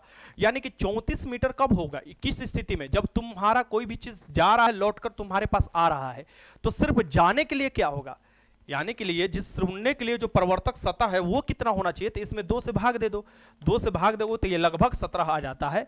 एक्यूरेट ये आता है 16.6, क्योंकि आप देखोगे 332 में आपको ये जो एक्यूरेट आएगा 33.2 में 2 से भाग दोगे तो ये आपको 16.6 मीटर आता है। यानी कि एक जो आपका बात किसी का सुनना हो तो आप और उसके बीच में जो आपको अंतर होना चाहिए, यानी प्रवर्तक सतह के बीच में, वो होना चाहिए कम से कम कितना होना चाहिए, 17 मीटर होना चाहिए। वो यहीं से निकल कर आता है। ठीक, बात ध्यान में रखिएगा। अब देखिए, कान पर ध्वनि का प्रभाव यहां पर मैंने लिख दिया है, कितना बना रहता है, 1/10 सेकंड तक बना रहता है, ये आपको बना रहता है। प्रतिध्वनि तब पैदा होती है जब ध्वनि किसी कठोर सतह यानी जैसे ईंट की दीवार, पहाड़ आदि से परिवर्तित होती है। मुलायम सतह क्या करता है, ये परिवर्तित नहीं करता ध्वनि को, ये अवशोषित कर लेता है। जैसे कि स्टूडियो बनाए जाते हैं, हॉल बनाए जाते हैं, तो आप देखोगे कि मुलायम सतह लगा दिया जाता है कि ध्वनि उत्पन्न हुआ तो एक ही बार सुनाई दे, वो लड़कर दोबारा ना सुनाई दे। दोबारा सुनाई देगा, बार बार सुनाई देते रहेगा, डिस्टर्बेंस हो जाएगा, प्रॉब्लम क्रिएशन होने लगेगा, यानी कि प्रॉब्लम आ जाएगा। ठीक, समस्या उत्पन्न हो जाएगी, बात असल तरीके से आपको सुनाई देगा नहीं। अब देखते हैं चमगादड़ जो होते हैं ये प्रतिध्वनि का उपयोग कर उड़ता है। चमगादड़ क्या करता है, प्रतिध्वनि का उपयोग करता है। चमगादड़ पराश्रव तरंगे उत्पन्न करता है, किसी अवरोध से ये परिवर्तित होता है, यानी कि प्रतिध्वनि होता है, वो परिवर्तित जो ध्वनि होता है उसे प्रतिध्वनि कहते हैं। और वो सुनने जो ये सुनने में लगे समय अंतराल पर प्रवर्तक सतह यानी कि जहां से ये लौट कर आ रहा है और दूरी का अनुमान लगा लेता है और पता चल जाता है कि इसका शिकार कहाँ है, या आपको ये लड़ने से बचता है, इसका आंख नहीं होता है देखने के लिए, ये इसी का आपको क्या होता है, प्रतिध्वनि यानी कि पराश्रव तरंग का उपयोग कर कर ये शिकार करता है। एक होता है अल्ट्रासोनिग्राफी में। अल्ट्रासोनोग्राफी आप कहते हैं कि बच्चों को जब आप जांच कराने जाते हैं तो बहुत से लोग क्या करते हैं कि लड़का लड़की भी देख लेते हैं कि उसका क्या है। ठीक, उस स्थिति में वो आपको भ्रूण में ही हत्या करा देते हैं, जो कि लीगली रूप से आपको सही नहीं है, इलीगल है। इसमें आपको डॉक्टर तथा जो ये काम करा रहे हैं उनको दोनों को सजा होता है। ठीक, अब ये अल्ट्रासाउंड इसलिए कराया जाता है कि पेट में बच्चों को स्थिति देखा जाए कि सही तरीके से है ना, यानी विकास सही तरीके से हो रहा है कि नहीं। सो अल्ट्रासोनोग्राफी में वही पराश्रव कंपन, जो पराश्रव कंपन है इसका प्रयोग किया जाता है और विशेष जो भेजा जाता है ये कंपन कर विशेष अंग में, उस अंग के विभिन्न भागों से परिवर्तित कंपन में लगे समय उसके विषय में जानकारी देते हैं कि अंग किस प्रकार है, कितना विकसित किया है, तो ये बता दिया जाता है। ठीक, एक होता है सोनार। सोनार का इस्तेमाल कहाँ किया जाता है, ये सोनार वो नहीं, सोनार बढ़ई ये चीज दर्जी वाला सोनार नहीं, ये सोनार आपको मशीन के तौर पर यानी यंत्र के तौर पर इस्तेमाल किया जाता है। इसका फुल फॉर्म होता है sound navigation and ragging. Navigation मतलब किस दिशा में है कोई भी चीज, यानी साउंड नेविगेशन और रैंगिंग। सोनार एक युक्ति है जो पानी के नीचे पिंडों की दूरी, दिशा और चाल मापने के लिए प्रयोग किया जाता है। यानी आप देखोगे कि जब पानी वाला जहाज होता है तो उसमें सोनार का इस्तेमाल कर पानी के अंदर कहां पर कितना गहराई है, कोई आपको जो प्रतिद्वंदी है, कोई बम तो नहीं लगाया है ना, ऐसे चीज आपको पता चल जाते हैं सोनार से। एक होता है इकोकार्डियोग्राफी। कार्डियो मतलब क्या होता है, तुम्हारा हृदय होता है। ग्राफी मतलब ग्राफ दिखाना। इको मतलब आवाज का बार बार लौट कर आना। ठीक, सो यही देख सकते हो कि जिसे इको माने प्राध्वनि आप कह सकते हो। तो इको कार्डियोग्राफी का प्रयोग किया जाता है, यानी तुम्हारे हृदय के जो व्याधि है उसको जांचने के लिए। इन तरंगों का प्रयोग हृदय की गतिविधियों को दिखाने तथा इसका प्रतिबिंब बनाने में किया जाता है, जिसे इको कार्डियोग्राफी कहा जाता है। ठीक, तो इसमें यह किया जाता है। अब हम देखते हैं ध्वनि का अपवर्तन। ध्वनि का परिवर्तन देख लिए, किसी सतह से टकराकर वापस लौटना, या आपको ये ध्वनि का परिवर्तन होता है। अब ध्वनि का अपवर्तन भी होता है, यानी अपवर्तन जैसे प्रकाश में होता है, एक माध्यम से दूसरे माध्यम में जब प्रकाश जाता है तो उसका बदल जाता है चाल। ये चीज आपको देखे होंगे। ठीक, यानी कि वो या तो अभिलंब के दूर हट जाता है या अभिलंब की तरफ झुक जाता है। मीडियम के ऊपर डिपेंड करता है कि रेयर से डेंसर में जा रहा है या डेंसर से रेयर में, यानी सघन से विरल में या विरल से सघन में जा रहा है। ठीक, वैसे ही ध्वनि में भी होता है। ध्वनि तरंग जब एक माध्यम से दूसरे माध्यम में जाती है तो उनका पथ विचलित हो जाता है, जिसे हम लोग क्या कहते हैं, अपवर्तन कहते हैं। अपवर्तन के कारण ही ध्वनि दिन की अपेक्षा रात में अधिक दूर तक सुनाई देती है। दिन की अपेक्षा रात में क्या होती है, अधिक दूर तक सुनाई देती है, अपवर्तन के कारण ही। तो आपसे क्वेश्चन पूछ सकता है कि अपवर्तन के कारण ही, किसके कारण रात में ज्यादा ध्वनि सुनाई देती है दूर तक। क्योंकि आप देखोगे कि रात की स्थिति क्या होता है कि पार्टिकल नीचे की तरफ आ जाते हैं, क्योंकि उस समय दिन में क्या होता है, दिन में आपको धूपा रहता है। धूपा रहता है कि जो आपको पार्टिकल होते हैं ये आपको गर्म होकर ऊपर की तरफ उड़ जाते हैं, यहाँ पर खाली स्थान हो जाता है। ठीक, तो जब ध्वनि उत्पन्न होता है, ध्वनि उत्पन्न होता है तो आप देखिएगा कि ये अभिलंब की तरफ आने लगता है, यानी कि एक जगह सिकुड़ने लगता है। लेकिन वहीं आप देखिएगा रात के समय क्या होते हैं कि जो पार्टिकल होते हैं, यानी ठंडाई के समय होता है तो नीचे की तरफ सघन हो जाता है और ऊपर की तरफ विरल हो जाता है। नीचे की तरफ पार्टिकल सब बैठ जाते हैं, तो नीचे की तरफ क्या होता है, सघन हो जाता है। तब जब हम यहाँ से बोलेंगे, अगर मान लो कोई लड़का यहाँ से बोलेगा, तो ये क्या होता है, ये अभिलंब जो मान लो यहाँ पर अभिलंब है, यहाँ से लड़का बोल रहा है, तो ये चारों तरफ फैल जाता है, चारों तरफ फैलते हैं। रात में क्या होते हैं, चारों तरफ फैलने लगते हैं। सो फैलने लगेंगे तो दूर तक सुनाई देता है। तो ये चीज होता है, बस ये आपको देखने को मिलता है प्रक्रिया क्या ध्वनि में। अब देखो अनुरणन किसे कहा जाता है, तो ये देख लो, ठीक। जब किसी बड़े हॉल में ध्वनि उत्पन्न होता है तो ध्वनि की दीवारों में बार बार वो टकराता है, टकराने तो है तो बार बार ये परिवर्तन भी होता है, जिसके कारण आपको देखोगे एक ही ध्वनि बार बार सुनाई देने लगती है, जिसके कारण प्रॉब्लम क्रिएट हो सकता है। फिल्म उलिम देखने गए और हीरो बोल दिया हम तुम्हें मार देंगे, अब वो हम तुम्हें जो मार देंगे बार बार सुनाई दे रहा है, हम तुम्हें मार देंगे, हम तुम्हें मार देंगे, हम तुम्हें मार देंगे, तो खराब ना लगेगा, अगला जो शब्द है वो भी सुनाई देना चाहिए। तो ये चीज जो बार बार एक ही चीज सुनाई देने लगता है, वो आपको जो कहता है उसे कहा जाता है अनुरणन, ठीक। तो ये क्या होता है, अवांछनीय होता है। अत्यधिक अनुरणन जो होता है ये स्पष्ट सुनाई नहीं देता है इसके कारण से, और मजा नहीं आएगा फिल्म देखने में। ये देखोगे ये जो चीज है, मान लो तुम यहाँ पर बैठल हो, तुम यहाँ पर बैठल हो, ठीक, यहाँ से कोई फिल्म वाला है या कुछ भी चल रहा है और ये बार बार परिवर्तित होकर तुमको बहुत सी ध्वनि एक ही बार आप देखोगे सुनाई देने लगता है, ठीक, एक ही ध्वनियाँ, तो तुमको खराब ना लगेगा। इसलिए जो होता है हॉल में क्या किया जाता है, एक तो जो वक्र तरीके से बनाया जाता है हॉल, साथ में जो हॉल के जो जहां पर आप बैठते हो वहां गद्दीदार चीज लगाया जाता है कि जो आवाज आए एक ही बार आए और फिर उसको वो सोख ले, फिर उसको परिवर्तित ना करे, नहीं परिवर्तित करेगा तो दोबारा सुनाई देगा तो दिक्कत होने लगता है। सो अनुरणन कम करने के लिए निम्न उपाय हैं। भवन की छतें तथा दीवारों पर ध्वनि और शोषक पदार्थों को संपीड़ित फाइबर बोर्ड, खुरदरे प्लास्टर अथवा पर्दे लगाए जाते हैं। सीटों के पदार्थों का चुनाव इनके ध्वनि और शोषक के आधार पर किया जाता है, यानी कि जो चीज ध्वनि को शोषण कर ले, परिवर्तित ना करे, वही चीज हॉल में लगाते हुए आपको दिखाई देगा, इसलिए पैसा ज्यादा खर्च हो जाता है ना हॉल बनाने में। क्वेश्चन देखो आगे देखते, क्वेश्चन नहीं है, ध्वनि का व्यतिकरण देखते हैं। इंटरफेरेंस ऑफ साउंड क्या होता है, ध्वनि का व्यतिकरण, तो जब समान आवृत्ति या आयाम की दो ध्वनि तरंगे एक ही साथ किसी बिंदु पर पहुंचती है तो उस बिंदु पर ध्वनि ऊर्जा पुनः वितरित हो जाती है। इस घटना को ही हम लोग क्या कहते हैं, ध्वनि के व्यतिकरण कहते हैं।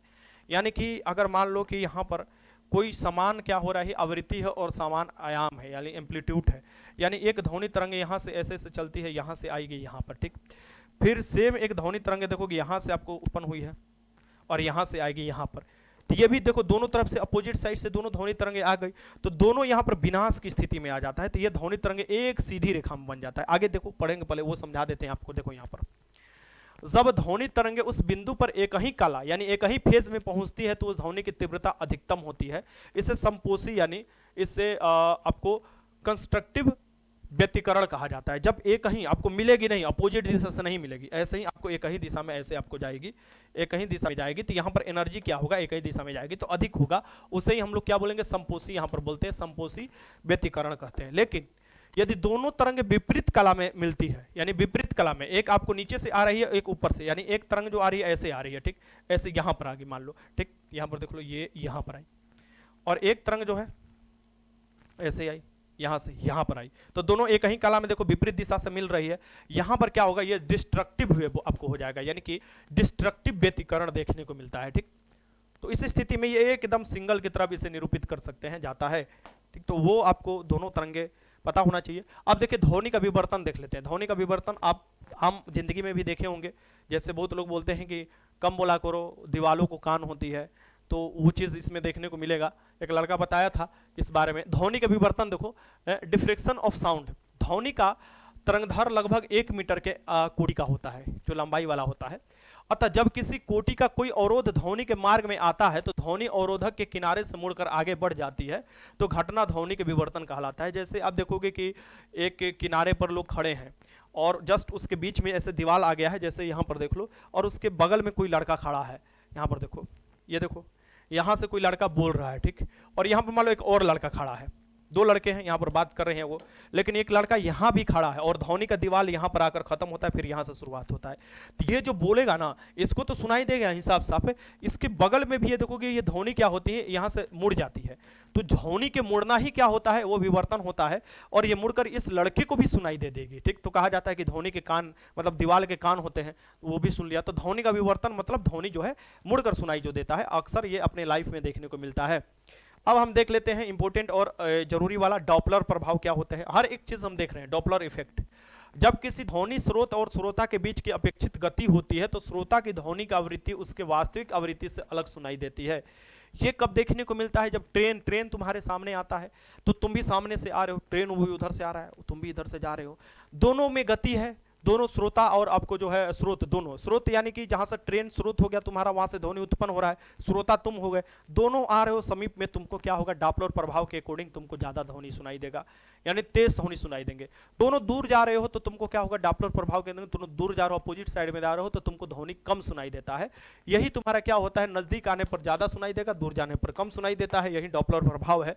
पूरा यूनिवर्स जो पता चल रहा है, बढ़ रहा है कि घट रहा है, ये डॉपलर प्रभाव के अनुसार ही आपको पता चल पा रहा है। ठीक, अब यहां पर देख लो, जैसे ये कार है, ये कार है, पिपियाया, तो एगो कान यहाँ पर है, एगो कान यहाँ पर है, मान लो ये दो लोगों का कान है, तो यहाँ पर देखोगे ये देखो कम यहाँ पर ये अनुभव कर रहा है, जबकि यहाँ पर देखो ध्वनि की तीव्रता अधिक अनुभव कर रहा है, क्योंकि यहाँ से ये दूर है तो कम है, और यहाँ पर देखो ये है कान और ये कान है। देखो इधर की तरफ कार जा रही है, कार इधर की तरफ जा रही है, डायरेक्शन देखो कार का इधर की तरफ जा रही है, तो उधर की तरफ विसिल मारेगी, पिपियाएगी, और अब तुम एक कान लेकर इधर से इधर की तरफ ही आ रहे हो। ठीक, तो ये देखो दोनों के बीच में दूरी कम हो रहा है, यानी कि दोनों के बीच में दूरी कम हो रहा है, यानी कि ज्यादा से ज्यादा इनके बीच में क्या होगा? सुनाई देगा। ठीक, तो ये डॉपलर प्रभाव के अकॉर्डिंग दोनों एक दिशा में आ रहे हैं और नजदीक भी आ रहे हैं तो ये ज्यादा सुनाई देगा।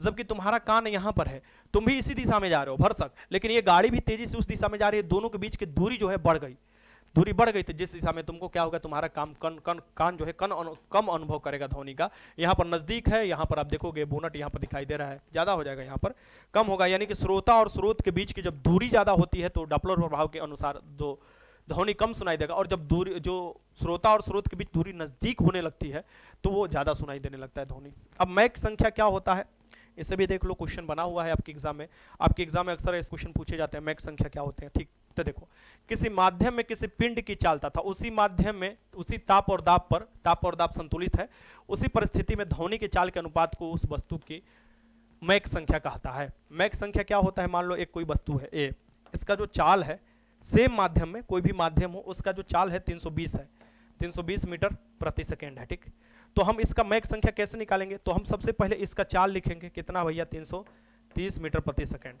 और इसी माध्यम में, यानी जिस माध्यम में इसका चाल 330 मीटर प्रति सेकेंड है, उसी माध्यम में ध्वनि की चाल, मान लो ये गैसीय अवस्था है, यानी कि आप कह सकते हो वायु में, तो 332 मीटर प्रति सेकेंड निकाल देंगे। सो ये इसका क्या हो जाएगा? ये वस्तु का मैक संख्या हो जाएगा, यानी कि उसका जो चाल है उसके साउंड वाला जो उसी स्थिति में, यानी दाब और उसी ताप में तुम्हारा ध्वनि के जो है स्पीड से हम डिवाइड कर देते हैं तो तुम्हारा मैक संख्या निकल जाता है। अब देखो यदि मैक संख्या 1 से अधिक है तो पिंड की चाल पराध्वनि होगी, यानी मैक संख्या 1 से अधिक है तो पिंड क्या होगा? पराध्वनि चाल से चलेगा, यानी सुपरसोनिक कहा जाता है। और यही अगर मैक संख्या 5 से अधिक होता है तो ध्वनि की चाल क्या हो जाएगा? यहाँ पर अति पराध्वनिक हो जाएगा, क्या हो जाएगा? हाइपरसोनिक हो जाएगा। दो चीज याद रखना, हम किससे डिवाइड कर रहे हैं? ध्वनि की चाल से। तो कंपेयर किससे कर रहे हैं? ध्वनि की चाल से, यानी कि ध्वनि की चाल के कितना गुना, तो ध्वनि के चाल के 1 गुना से अधिक होगा तो उसे हम लोग बोलेंगे सुपरसोनिक। जो मिसाइल भी होता है, बहुत से सुपरसोनिक मिसाइल होता है कि जो ध्वनि की चाल से बहुत अधिक चलता है। ठीक, तो वो सुपरसोनिक होगा जब एक गुना से अधिक चाल से चलेगा। ठीक, और यही हाइपरसोनिक होगा जब 5 गुना से अधिक चाल से चलेगा। बस यही समझना था, ध्वनि के 5 गुना से अधिक चाल से चलेगा उसे हाइपरसोनिक कहा जाता है, और सुपरसोनिक कहा जाता है जब आपका 1 गुना से अधिक चाल से चलेगा। तो ठीक, अब यहां पर देख लो जो अलग अलग मैक संख्या जो दिया हुआ है, देख सकते हो यहाँ पर हाइपरसोनिक तरीके से ये चल रहा है, क्योंकि इसका देखो इसका अधिक है, 5 मैक संख्या से अधिक है। ये देखो सुपरसोनिक है क्योंकि 1 से इसका क्या होगा? अधिक है। ट्रांससोनिक कहा जाता है किसे? ट्रांससोनिक कहा जाता है जब मैक संख्या 1 के बराबर, एकदम ध्वनि के चाल के बराबर ही चले। सब सोनिक यानी ध्वनि चाल से कम चले। अब ये जो चीज है इसे भी समझने की कोशिश करो। परघाती तरंग यानी शॉक वेव किसे कहा जाता है? जब पिंड की चाल पराध्वनि हो जाती है, पराध्वनि मैंने क्या बताया था? जब 1 गुना से अधिक चलेगी, तो पराध्वनि का मतलब कि 1 गुना से अधिक चलेगी, ध्वनि के चाल से अधिक चलेगी, बस ध्वनि के चाल के 1 गुना से अधिक चलेगी तो पराध्वनि हो जाएगा। जब पिंड की चाल पराध्वनिक हो जाती है तब वो अपने पीछे माध्यम में शंक्वार विक्षोभ छोड़ती है। इस विक्षोभ संचरण को ही परघाती तरंग, क्योंकि ये विक्षोभ है यानी डिस्टर्बेंस है और एक तरंग है, और इसे ही हम लोग क्या बोलेंगे? परघाती तरंग बोलेंगे। ये गोलका जो छोड़ रहा है, ये देखो फाइटर जेट जा रहा है और ये गोलका छोड़ रहा है जो गोल पीछे की तरफ बनते जा रहा है, इसे ही हम लोग बोलेंगे परघाती तरंग। ठीक, सो ये आपका पूरा तरंग का चैप्टर खत्म हुआ। अब हम देखेंगे जो प्रीवियस ईयर में क्वेश्चन पूछे गए हैं उसे देख लेते हैं। वीडियो लंबा हो गया मैं जान रहा हूं, लेकिन यहां से आपका एक भी क्वेश्चन अब नहीं फंसेगा। अगर 2 बार देख लेते हैं तो रिवीजन भी हो जाएगा, बाकी आपके ऊपर डिपेंड कर रहा है। सो इसी तरीके से क्लास कराया जाएगा आपको, देखिएगा तो। और अति महत्वपूर्ण चैप्टर जहां से क्वेश्चन बनते हैं ये एक चैप्टर था, और हर एग्जाम में देखोगे यहां से क्वेश्चन बनता है। चलो मैं क्वेश्चन निकाल कर आपको ला रहा हूं और फिर क्वेश्चन करा रहा हूं, तो फिर देखिएगा कितना मजा आएगा। आपका एक एक क्वेश्चन बनते जाएगा और कितना आसान आसान क्वेश्चन पूछा हुआ है वो भी देख लीजिए। यहां से हम शुरुआत करते हैं। चलिए, सबसे पहला क्वेश्चन जो कि बिहार पुलिस के 14 अप्रैल 2010 के एग्जाम में पूछा हुआ था, पराध्वनिक चाल मापने के लिए भौतिक इकाई है। पराध्वनिक यानी कि आप जान सकते हैं पराध्वनिक मैंने क्या बताया, खुद से सोचो। पराध्वनिक मैंने क्या बताया? मैंने ये बताया कि जब आप किसी भी माध्यम में उस वस्तु की चाल, जो माध्यम में है उस वस्तु की चाल, एक मिनट,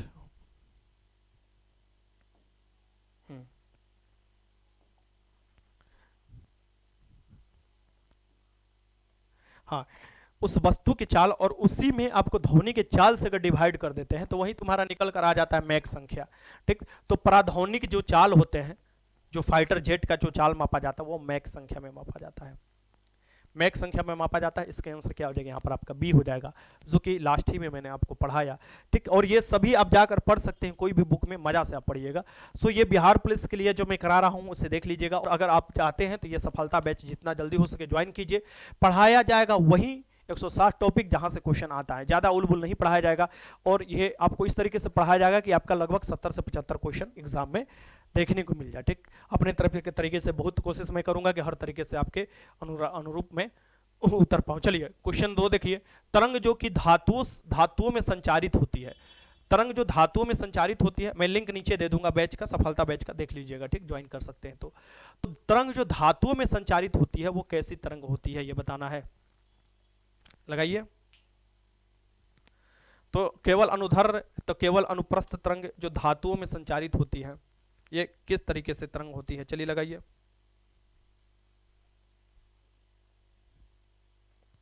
एक मिनट लगाइए, क्वेश्चन में पानी थोड़ा पी लूं।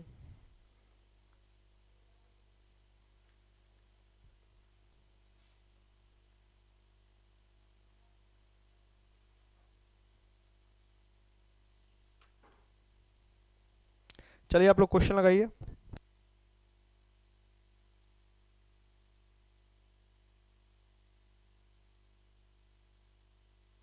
सो मैंने क्या बताया था आप लोगों को कि 2 प्रकार के तरंग होते हैं जो कि आपको यांत्रिक तरंग होता है। एक अनुदैर्ध्य तरंग होता है, एक अनुप्रस्थ तरंग होता है। मैंने क्या बताया?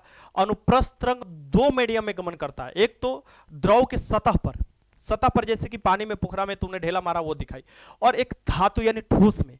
तो अनुप्रस्थ तरंग ठोस में भी जाता है और अनुदैर्ध्य तरंग तो जाएगा ही जाएगा, ठोस द्रव गैस में जाएगा ही जाएगा, यानी कि दोनों हो जाएगा। यहाँ पर आंसर यानी सी हो जाएगा। ये थोड़ा टिपिकल क्वेश्चन था, ध्यान से पढ़ते तो लगा लेते। क्वेश्चन नंबर 3 लगाइए।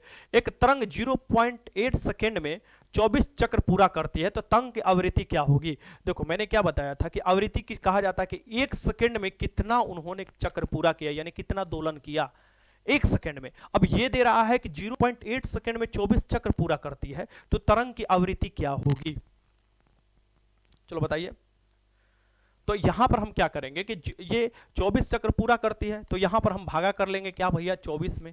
24 में किससे भागा करेंगे? 0.8 से, तो यहाँ पर 0 हो जाएगा, ये ऊपर पॉइंट चला जाएगा तो ये अटली के 24 हो जाएगा। यहाँ पर 30 हो जाएगा, यानी कि यहाँ पर क्या हो जाएगा? 30 हो जाएगा, यानी कि 30 चक्कर लगाती है 1 सेकंड में।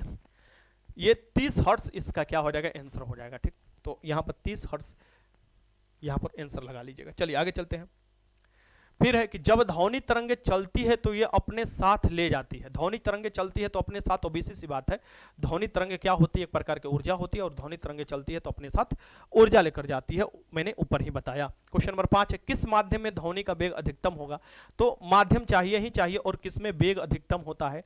तो भैया ठोस में अधिकतम होता है। ठीक, यही अगर प्रकाश पूछता तो प्रकाश जो निर्वात में अधिकतम हो जाता है, तो यह हो जाएगा यहाँ पर ठोस में सबसे अधिक चलता है, उसके बाद द्रव, उसके बाद उससे कम, यानी कि ठोस में सबसे अधिक, उससे कम द्रव में, उसके बाद आपको गैस में, निर्वात में आपको नहीं चलता है ध्वनि तरंग। फिर देखते हैं डेसिबल इकाई का प्रयोग किया जाता है। देखो 19 अक्टूबर 2014 को सेकंड शिफ्ट में बिहार पुलिस का क्वेश्चन है, ये सभी डेट लिख दिया गया है। डेसिबल का प्रयोग किसके लिए किया जाता है ये आपको बताना है। ठीक, तो ये किया जाता है आपका ध्वनि की तीव्रता मापने के लिए। इसका आंसर क्या हो जाएगा यहाँ पर बी हो जाएगा, आराम से आप लगा लीजिएगा, ध्वनि की तीव्रता मापने के लिए। क्वेश्चन नंबर 7 देखिए, ध्वनि तीव्रता का मापक है, देखिए कितना बार क्वेश्चन रिपीट कर रहा है, 31/7/2016 में एक्साइज कांस्टेबल के एग्जाम में है।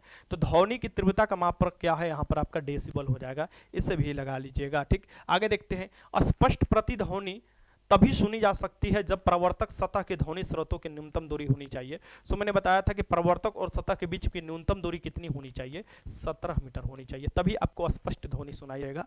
ठीक, आगे चलते हैं, बादल में गर्जन से पहले बिजली की चमक दिखाई पड़ती है। कभी कभी तो एक एक साल में दो दो क्वेश्चन ध्वनि से पूछा हुआ है, यानी ध्वनि इतना महत्वपूर्ण चैप्टर है कि हर साल तो पूछा ही है, कोई कोई साल में एक एक चैप्टर यानी ध्वनि से ही मात्र दो दो क्वेश्चन पूछ दिया है। ठीक, और आप देखोगे कि ये अच्छा चीज है कि ये इतना महत्वपूर्ण चैप्टर है।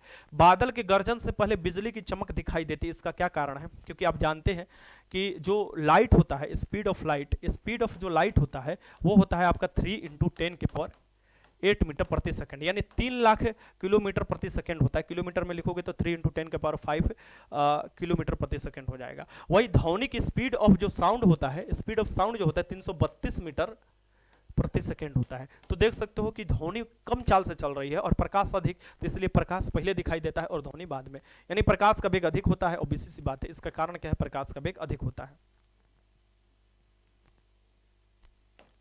ये हो जाएगा।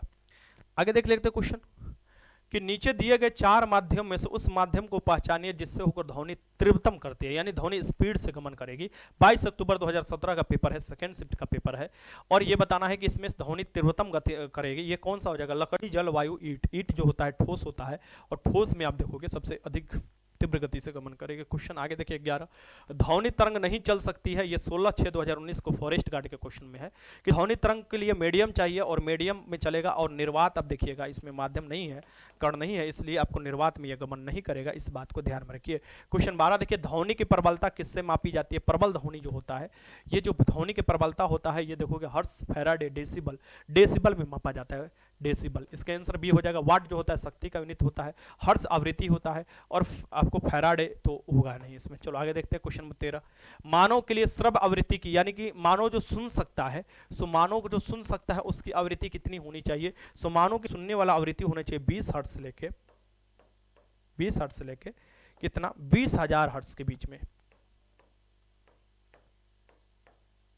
ठीक, सो मानव की सुनने की आवृत्ति जो होनी चाहिए 20 हर्ट्ज से लेकर 20,000 हर्ट्ज के बीच में। इसे यहाँ पर आंसर क्या हो जाएगा, डी हो जाएगा। 1000 को हम लोग के रूप में इंडिकेट करते हैं। चलो आगे देखते हैं, सोनार में तरंगे प्रयुक्त होती है। सोनार में आप देखिएगा तरंगे जो 8 मार्च 2020 को एग्जाम जो हुआ था सेकंड शिफ्ट में, सोनार में जो होता है, ठीक, साउंड नेविगेशन एंड रैंकिंग इसका फुल फॉर्म होता है, और इसमें कौन सी तरंग होती है प्रयुक्त, ये बताना है। इसमें होती है पराध्वनिक, ठीक, ये इसका आंसर, यानी प्राश्रव तरंग का भी इस्तेमाल किया जाता है इसमें सोनार में। क्वेश्चन 15 देखो, ध्वनि सबसे तेज संचरण करती है। ये 8 मार्च 2020 के फर्स्ट शिफ्ट का क्वेश्चन है बिहार पुलिस का। ध्वनि सबसे तेज किसमें संचरण करेगी भैया, ठोस में करती है, निर्वात में तो करबे ना करती है। इसका आंसर क्या हो जाएगा यहाँ पर, और सबसे अधिक जो संचरण करती है आपको 6420 मीटर प्रति सेकंड, वो एल्युमिनियम में करती है। ठीक, ध्वनि सबसे तेज माध्यम में संचारित होती है, किसमें होगा भैया, ये भी देखो, ये देखो 27 मार्च 2022 को जो फायरमैन का एग्जाम हुआ था, आपको 2300 कुछ सीट के लिए जो आया था, ये ठोस में देखोगे सबसे तेज आपको गमन करती है, संचारित होती है ध्वनि। फिर हम देखेंगे यहाँ पर ध्वनि तरंग के विषय में क्या गलत है। ध्वनि तरंग के विषय में क्या गलत है, ध्वनि का वेग 3 × 10⁸ मीटर प्रति सेकंड होता है, यानी 3 लाख किलोमीटर प्रति सेकंड, ये गलत दिया हुआ है। ये आपको क्या गलत है, तो सबसे पहला ही आंसर हो जाएगा, ये गलत है। ध्वनि का वेग सबसे अधिक ठोस में होता है, एकदम सही है। ध्वनि तरंग निर्वात में नहीं चल सकती, ये भी सही है। ध्वनि तरंग का वेग निर्वात में गैसों की अपेक्षा कम होता है, तो ओबीसी सी बात है, निर्वात में चलेगी ही नहीं, कम ही होता है। तो इसका आंसर क्या होगा, ध्वनि का वेग जो होता है ये 3 × 10⁸ मीटर प्रति सेकंड दे रहा है, ये गलत है। यहाँ पर चौथा वाला ऑप्शन दे रहा है कि ध्वनि तरंग का वेग निर्वात में गैसों की अपेक्षा कम होती है, तो ये भैया निर्वात में चलबे ना करती, गमन न करती, तो कम न हो जाएगा। इसका आंसर क्या हो जाएगा यहाँ पर, ए हो जाएगा। चलो आगे चलते हैं, क्वेश्चन नंबर 18 देख लेते हैं कि प्रतिध्वनि सुनाई देती है। प्रतिध्वनि जो सुनाई देती है, 27 मार्च 2022 को जो फायरमैन का एग्जाम हुआ था फर्स्ट शिफ्ट का, ये क्वेश्चन हो जाएगा। सेकंड शिफ्ट का तो आप देखिए, फर्स्ट शिफ्ट में देखिए प्रतिध्वनि सुनाई देती है। प्रतिध्वनि यानी कि ध्वनि के परिवर्तन के कारण आपको कौन सुनाई देता है, प्रतिध्वनि सुनाई देती है, यानी कि ध्वनि के परिवर्तन के कारण। इसका आंसर क्या हो जाएगा यहाँ पर, ए हो जाएगा। चलो 19 देखो, ध्वनि तरंग किस इसमें सबसे तेज गति कर चलती है, सबसे तेज गति किसमें चलेगी, ध्वनि तरंगे, तो सबसे तेज चलेगी आपका ठोस पदार्थ में, ठीक। तो इसका आंसर क्या हो जाएगा यहाँ पर ए हो जाएगा। एग्जाम में कोई भी शिफ्ट में आप एग्जाम दीजिएगा, क्योंकि ये ऐसे ऐसे चैप्टर में निकाल कर ले रहा हूँ और काफी मेहनत करना पड़ रहा है कि आपके एग्जाम में क्वेश्चन लड़े, यानी कि एग्जाम में ऐसा ना हो कि तुक्का बाजे, ठीक। सो ये सफलता बैच में इसी तरीके से आपको लेक्चर मिलेगा, और जो 1 मई से स्टार्ट हो रहा है, तो नीचे लिंक मैं दे दूंगा, आप ज्वाइन करना चाहते हैं, इच्छुक है तो ज्वाइन कर सकते हैं। और पूरा डिटेल्स के लिए मैं कल वीडियो बनाया था, उसमें जानकारी मिलेगा। सो ये जो नोट्स है ये मिल जाएगा आपका डेली, आपको प्रीवियस ईयर का क्वेश्चन हो जाएगा आपका, और प्रैक्टिस सेट से संबंधित क्वेश्चन मैं करा दूंगा आप लोगों को कि एग्जाम में जाकर आराम से क्वेश्चन सॉल्व कर सकते हैं, ठीक। सो वीडियो अच्छा लगा तो लाइक कीजिएगा, कोई डाउट है जरूर कमेंट बॉक्स में लिखिएगा। वीडियो देखने का बहुत बहुत धन्यवाद, बाय बाय, जय हिंद।